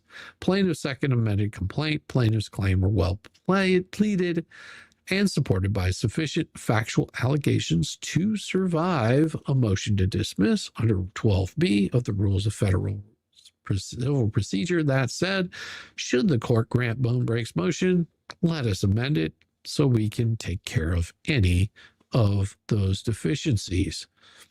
And it was submitted to everyone. Shows that there was a certificate of compliance and a certificate of service. And on these kinds of things, they have to send out those kinds of responses. This is something standard that they send out, and that they did actually certify it. So everybody was served, and that's that. I'm surprised that he didn't throw in a little bit of the kitchen sink on him because of the signature that was on there. But I'm sure that it's like extra work that he didn't feel like doing. Those will just be brought up later in court. You know, those kinds of bullshit things that the Flea is doing, those all will be brought up. I guarantee it's going to happen. Well, no, I actually can't guarantee shit because I'm an idiot. Wolfgang Fisher, someone over there will not be able to contain themselves and will brag on it. Brag on what? We'll be able to keep their mouth shut and we'll tell in due time. Well, they can't help it. Lips came through that side, and Fleece makes no secret of her hatred for every one of the YouTubers who support What the Hell, Shizzy, Megan, Tug. Someone did it. Well, I don't know, Heather. If Lord Almighty, you know, I'm sure that Tug is probably fit to be tied right now, and tomorrow's a different day. That's going to be no fun. Hey, going back to the beginning, well, don't leave too soon. We got a new letter for you. Oh yeah, nice letter coming rolling in, and we're going to make it good as good can possibly be. So hold your horses, and here we go. It is about time. Let's break this mother down. With Shizzywhiznut.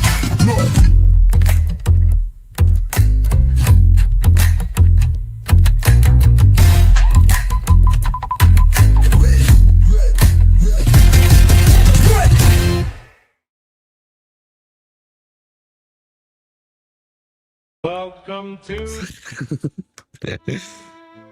An open letter, Ray Bonehead's motion to dismiss, dismissed by his own idiocy. There it was, lobbed into the court like a greasy bucket of half-eaten chicken wings. The grand legal opus Ray Bonehead thought would knock this whole case flat. Oh, you could smell the flea paw prints on it a mile away, that unmistakable mixed stench of nicotine, expired printer ink, and desperation. Well, instead of reading like a legal document, it came off like a ransom note written by someone who failed high school English but still thinks law talk makes them sound smart. Half sentences, wild leaps of logic, misreading so bad you wonder if he skimmed the complaint upside down while dipping his fingers in honey mustard, and yet he strutted into the filing window just as if he had handed the court a constitutional masterpiece. Well, let me save you the suspense. It wasn't a masterpiece. It wasn't even passable. It was the literally equivalent of duct taping a toilet seat to a shopping cart and calling it a race car. The opening gamut was pure bonehead. He declared Jeremy had no business sticking his nose into his own company's claims, as if the complaint didn't already separate the personal injuries from the business injuries with a bright, flashing neon arrows. What Jeremy's personal counts, malicious prosecution, sexual cyber harassment, elephant shoes counts, business conspiracy, tortious interference, that division is crystal clear, but somehow Ray read it and came away with everybody's claims are mashed into one big soup. Maybe he was hungry. Maybe the grease from the Flea's fried chicken notes smudged the pages. Whatever was the excuse, it doesn't change the fact that his argument was dead on arrival. That's the core problem. Ray isn't answering the complaint that exists. He's answering some fantasy document that lives only in his or somebody else's head. kind of legal fan fiction cobbled together in the basement while the Flea squawks encouragement over a speakerphone. Well, it's not advocacy, dumbass. It's cosplay. He wrote a motion to dismiss a case that doesn't even exist and then patted himself on the back like he discovered fire. Well, spoiler alert, dummy, he didn't. Let's not ignore the arrogance dripping off the pages, the smug tone of someone who truly believes that if he just sneers hard enough, the judge will ignore the actual law. But arrogance doesn't cover incompetence. You can stomp your foot, you can puff your chest, but when the record shows you don't even understand what claims are being brought against you, well, you're not winning. You're flailing. If the court wanted bedtime stories, maybe Ray's motion would qualify, but this one belongs in the fantasy aisle at the local library, wedged right between the Flea and the Magic Chicken bucket and Lisa's big book of failed restraining orders. Only real suspense is whether the judge laughed before or after he rolls his eyes. And so the first big swing of the bonehead legal career collapses under its own weight. He marched up to the plate holding a Dollar Tree wiffle bat, declared himself Babe Ruth, and then whiffed so hard he spun himself into the dirt. Well, son, that's not strategy. That's just slapstick. That's the comedy show you get when you confuse conspiracy live stream roleplay with actual litigation. Let's talk about Ray's second act in this tragic comedy, the defamation defense. The punchline? No, there isn't even a defamation claim against him. Not one. Yet he waddles onto court, swinging like Don Quixote on a sugar high, tilting windmills only he can see. Well, he writes pages about free speech, opinions, constitutional protections, as if the Founding Fathers fought the revolution so Rain Bonehead could file nonsense in federal court. Well, it's a spectacle watching a grown man stand in the middle of a courtroom shadow boxing with imaginary enemies, sweating through his shirt, convinced he's winning while everyone just stares in belief. But you'd think at minimum he would read the claims before firing up the typewriter, but hell no, he just chose to fight a battle that didn't even exist. Proudly holding aloft his little cardboard sword while shouting, "I slain the dragon!" Well, sorry, Ray. There was no dragon. There was just you screaming at your reflection in the courthouse window. The arrogance, good Lord, the arrogance. He pontificates like some second-rate law professor lecturing the court about principles of defamation law that have nothing to do with him. Well, he stacks paragraphs like sandcastles at low tide, hoping the tide never comes in, hoping the judge just won't notice the rising water. You probably thought he was dazzling on the beach. In reality, he looked like a man reading Wikipedia aloud, trying to pass it off as wisdom. Well, here's where it gets worse. He tries to turn basic emotion into dismiss into a trial, and suddenly he's demanding evidence, exhibits, sworn proof, all at the pleading stage. Well, he's pounding the table, insisting that unless Jeremy and Elephant Shoe bring forward a wheelbarrow of evidence on day one, the case must be thrown out. It's like demanding the wedding cake be served before the invitations are even printed. The federal rules don't work that way, son. Rule 12b-6 is about plausibility, not proof. If you want a trial, Ray, you have to actually get past the starting line first. And instead of running the race, you showed up in swim trunks with a snorkel. Here's where Randy sliced him to ribbons. Well, Randy calmly reminded the court that Jeremy's personal claims are Jeremy's alone. Malicious prosecution, sexual cyber harassment, the business claims belong to the company. And that's not speculation, that's on the damn page if he bothered to read it. Separation is clean, the pleading is sound, and every lawyer with a pulse can see it except Ray because he's pro se. Randy also pointed out that nobody accused Ray of defamation, so his First Amendment sermon was just wasted ink. Finally, he re-anchored the law where it belongs, plausibility. You don't get to demand an evidentiary hearing on the pleadings. You don't get to scream, "Prove it now," when the rulebook says, "Prove it later." By the time you finish reading Ray's motion, well, it isn't a defense at all. It's an admission of incompetence, a confession that he doesn't understand what is even at issue, doesn't understand how pleading works, and sure as hell doesn't understand federal court. It's like watching a toddler walk into the Super Bowl with a foam helmet and demand to play quarterback. Cute, maybe, if you like watching people embarrass themselves, but deadly. Whenever those stakes are real, you should have hired a lawyer and not used the Flea. or whoever else was feeding you all the bullshit they fed you. So let's be clear. This wasn't just sloppy. It was deliberate. You can smell the flea all over the greasy half-baked strategy, the just throw everything at the wall approach, the belief that if you act loud enough or self-righteous enough, maybe the judge won't notice you've got jack shit. But the judge will notice. Everyone noticed what Ray filed wasn't emotion. It was an obituary for his credibility. Well, and that's the legacy of his second act. Not brilliance, not boldness, but desperation. A man drowning in his own nonsense, thrashing in the water, insisting it's synchronized swim routine. Well, spoiler, son, it's not. It's just drowning. It only gets uglier when you peel back the next layer. And now we reach that final act, son. Part where Rain Bonehead's strategy collapses, not just on the law, but on the morality he ever had to begin with. Because this isn't about sloppy filings and bad arguments. It's about the wreckage he's left in his wake. The lives trampled so he and the Flea could feed their bottomless need for attention. Let's not forget what he's done. Every time that he lined up behind the Flea's nonsense, someone else paid the price. He didn't just co-sign her lies, he carried them into court like they were gospel. He propped up her lunacy about earth magic and psychic visions. He stood shoulder to shoulder with her while she throws people under the bus. And he didn't just blink whenever she stripped the legal guardian of her right to raise her own child. No, that's not advocacy, that's cruelty. That's the kind of thing that stains your name forever, Ray. No matter how many motions you file or how many excuses that you choke out. Ray, you didn't build arguments. You built weapons. You aimed them at neighbors, families, supporters, anyone unlucky enough to stand in the Flea's crosshairs. Because he's fine with doxing. He's fine with the fake prawn.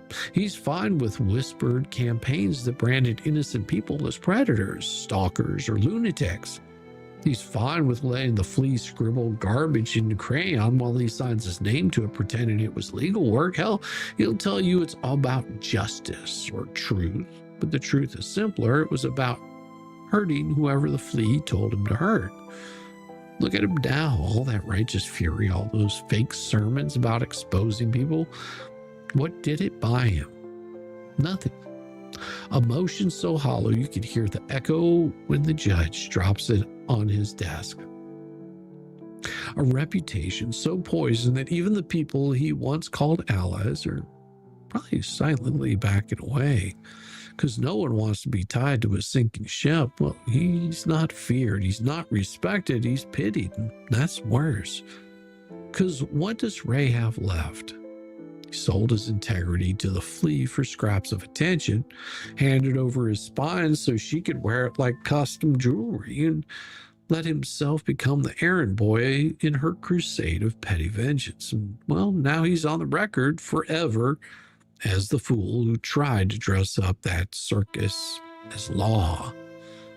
Does he really think history will remember him as some bold crusader? No, he's going to be remembered as the guy who let the Flea lead him around on a leash, who helped her tear apart families and smear strangers, and who burned his own credibility to the ground in the process. So here's a question, Ray. Was it worth it? Was it worth losing your name, your dignity, your place in court?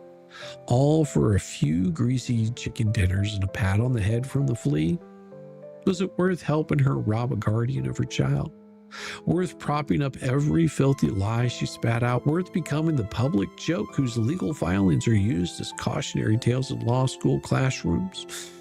Was it worth being her stooge, her lackey, her clown? Because here's the truth, Ray. You're not going to just lose in court.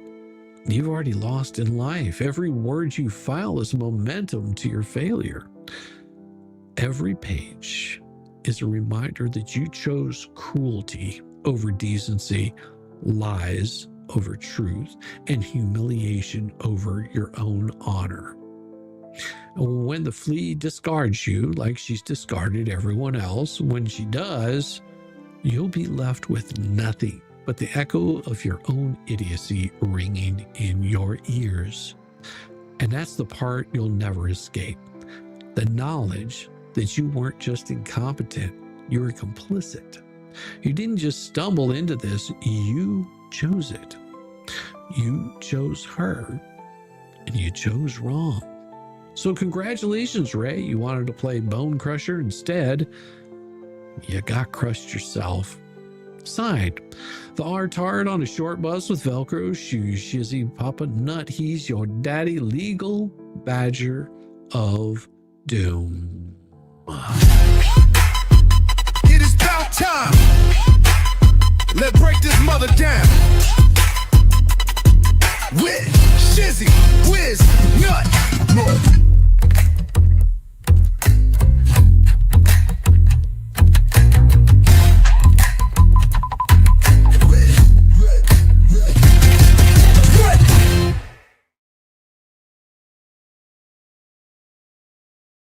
Oh, Deborah, no, you can't be the only one on here with me on Rumble.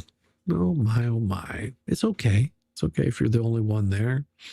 Oh, it's perfectly said. Well, thank you. Thank you. I hope that it hits home. I really do. I really do hope that it hits home. Oh, went off the rails in crazy territory. I only listened to him when they sent me over something that didn't sit right with me. Left his BS. I only hear of his crap. Yeah, you know, and you know, I think that if Ray would have been, you know, not so abusive towards people, that I would have a little more respect for him. But using a platform to go after people, I try to make sure that whenever I'm showing court filings, that I don't show people's addresses. Try not to, you know, call them out too much. But this is the what he's done is unconscionable. What he's done to Megan, what he's done to Tug, the kind of doxing that he called on these people, it's inappropriate. And it goes to show you, especially if what you guys are saying is true. Like I said, I'll probably reach out to Tug. Maybe not tonight. Maybe asleep. We'll see. Because this stuff is ridiculous. This is why I warn people about playing that game. They thought it was a smart idea. They thought that it was funny to go after people to dox them. This is what happens whenever you do this kind of crap. Because now you got Tug pissed. You know, this is so ridiculous that whenever you're told, not once, but multiple times, to stop, and they don't stop, and they continue doing the same shit that you know is going to cause problems, and they don't listen to you. So, you know, I have no sympathy for all of you fuckers over there. I have none. Because when Tug rains hell upon your life, I'm going to be one to witness every single bit of it. Because he will. He will open you up every single thing that you thought was hidden. He's going to dig that up. And the amount of people that will help him dig that up. I mean, you don't know how bad you made this for yourselves. And if it was just some random person pulling this crap, well, all you little what the hell ecosystem fuckers, guess what? You brought this on yourselves. Why? Because this is the kind of crap that you've been condoning for quite some time. And you think you're being slick. Well, one of your little minions decided to go ahead and do it. Guess what? Feel no sympathy for you whatsoever. So, no, you really do not want Tug best. And he hasn't even gotten started. I mean, if what you guys are saying is true, I would say that he had a lot to say about this. And he's not going to tolerate this. So good luck to you, because I wouldn't want to be you ever. No.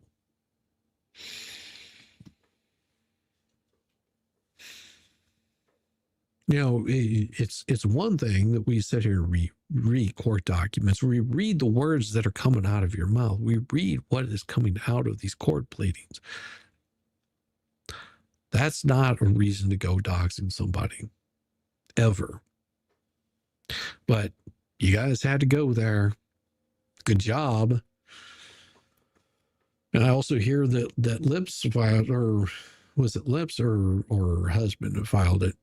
Well, in that case, because if I'm not mistaken, I'd have to go back and double check, but I'm pretty sure it's both her and her husband that are being held accountable for this shit, for the frivolous lawsuit. Matter of fact, I'm pretty positive both her and her husband are named in this. He said he's motivated. Oh, yeah. Yeah, I thought that's what I thought. I was pretty sure, Vicky, that both of them were named. So I guess this is a response from both of them. I would assume that it is. Well, of course. Yeah, and I agree. It's one thing to, here's the thing. These are people that have stepped into a ring to do battle. And that's the way they've acted. They've stepped into a ring to do battle. They want to battle Tug. They want to go after Jeremy. They want to go after me. They want to go after J-Hip. They want to go after Rosalind. They want to go after Squid, Veterans Nation, Razilla. They want to go after all these fucking people because of some slight that they feel. Because they got nothing. They've got no talent. They've got no ability to keep an audience outside of creating fucking drama. That's all they've got. And so in doing so, because they can't win against someone like Tug on the same footing, they want to go and pull that kind of shit. Or one of their little minions. It doesn't matter who the fuck did it. It just matters that it happened. And what has Tug been talking about for what? Almost a year, over a year now?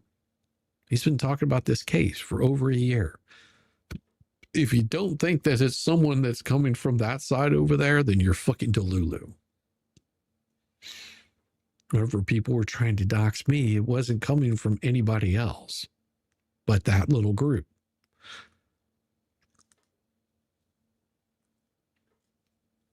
So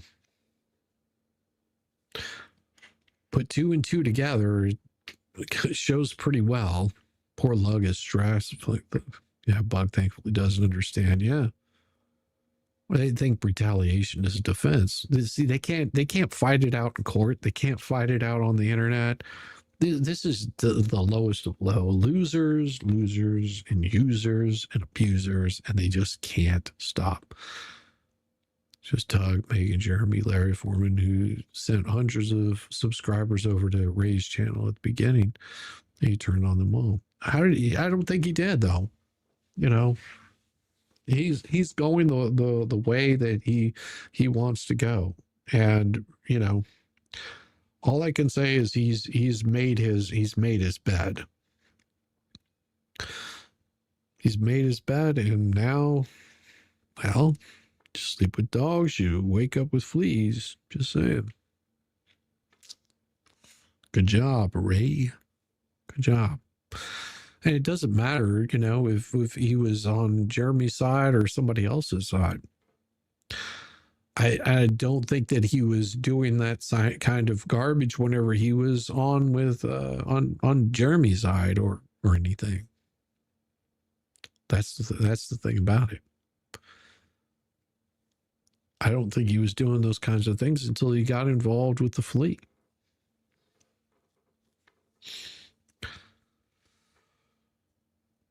And his whole claim of, it was all about the child.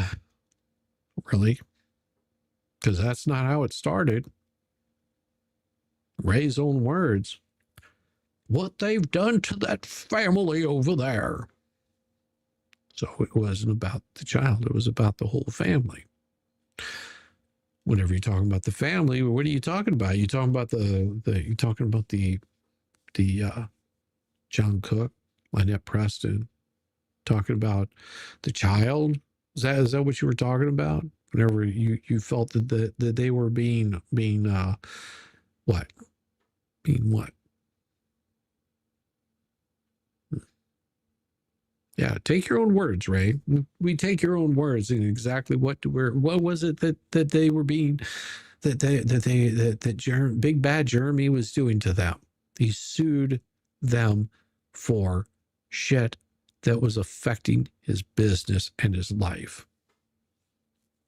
And you promoted it. Lips promoted it. Fleesa promoted it. All of these people promoted causing harm to other people.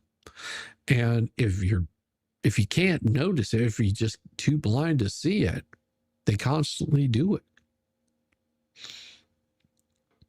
They send people to dox, to harass, do whatever they possibly can. Lips created a lawsuit that she never intended on following through with. Why did she do that? Don't know. Craziness? She's already said she's crazy. That doesn't mean that you're not unavailable to reap the consequences that are going to be coming to you. Because trust me, there's going to be some consequences that happen out of all this stuff. You just have no idea how bad you just messed with the wrong person. You went after Tug. I've heard tales. I've heard so many tales. You need sleep. Thanks, Shizzy. See you in the morning. Good night, all. You have a good one, Elka. I appreciate you. Everybody else, yes, I'm going to shut this bad boy down. Thank you so much. I'll give you a little going away stuff. How's that? I'll give you a little bit of the song. If you are a member, these are the kinds of things that you will get. I guarantee it. You'll get them earlier than everybody else, but you will get them nonetheless. And this one is live right now. So if you're a member, go check it out.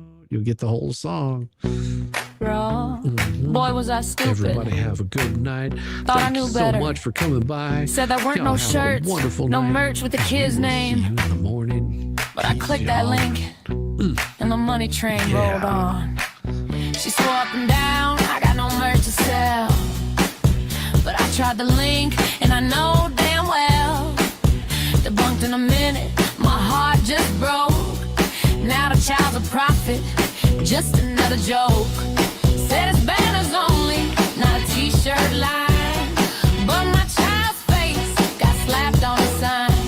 I never gave permission, I'll say it loud. And I won't let my kid get sold to a crowd. My child ain't your t-shirt, my child ain't your brand. You don't make a dollar off my child's hand.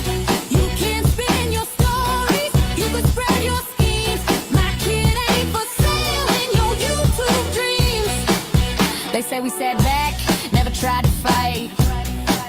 Didn't beg or plead to make it right. But 3 whole months, we were begging still. Is your guy coming? You promised he will. John found a crew.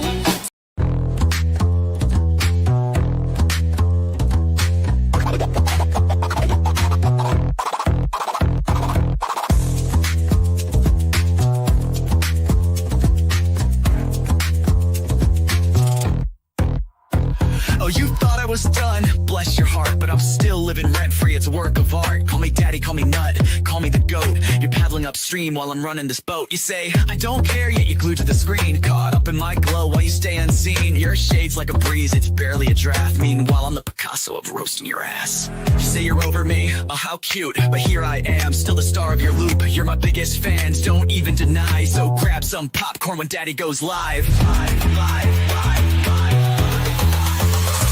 Call me daddy, yeah, shout it loud. King of your thoughts, I'm making you proud. Papa Nut, Shizzy Daddy, headline act. Your background noise, and that's just a fact. Let's face the score. You hate that you love me, but you keep wanting more. You're like a dog chasing cars, you don't know why. But here you are, barking while I touch the sky. Your comments are gold, such comedy gold. Who hurt you? Oh wait, it's me, I'm told. You're keeping tabs like an unpaid intern while I'm cashing checks. When will you learn? Your timeline's a shrine to every move I make. I'd say thanks, but you're a nasty skank. Oh, Shizzy's washed up. Yeah, sure, Jan, yet here I am, the centerpiece of your plan. You hate watch my stream like it's Oscar night, but guess what, kiddos? I'm still shining bright. Call me daddy, send in your bread. I'm still rent-free in your effing head. Papa Nut, Shizzy Daddy on your brain. I'm your mental landlord, you can't complain. Let's keep it real. You hate that I'm winning, but you love how it feels. Oh, I'm sorry, did I break your streak? You tried to ignore me for like half a week, but daddy's too spicy, you can't look away. I'm the train wreck you need every single day. So while you're out there with your plastic clout, I'm here sipping coffee watching you freak out. You're irrelevant, wow, what a take. Now go rewatch my vids while I count how much I make. I count how much I make. Call me daddy, yeah, own it now. I'm reading your brain and you don't know how. Papa Nut, Shizzy Daddy, let's set the bar. I'm the constellation, you're a burned out star. Embrace your role, cause I'm the main character. You're just an old ragged ass, burned out troll. So that's your bedtime story, kids tucked in sweet and snug. Shizzy Daddy's forever, you lose and you're stuck in the mud. Now say goodnight to Papa Nut, your mental pain. Oh wait, you will see me tomorrow's agenda, will see me tomorrow. Same obsession, same effing thing.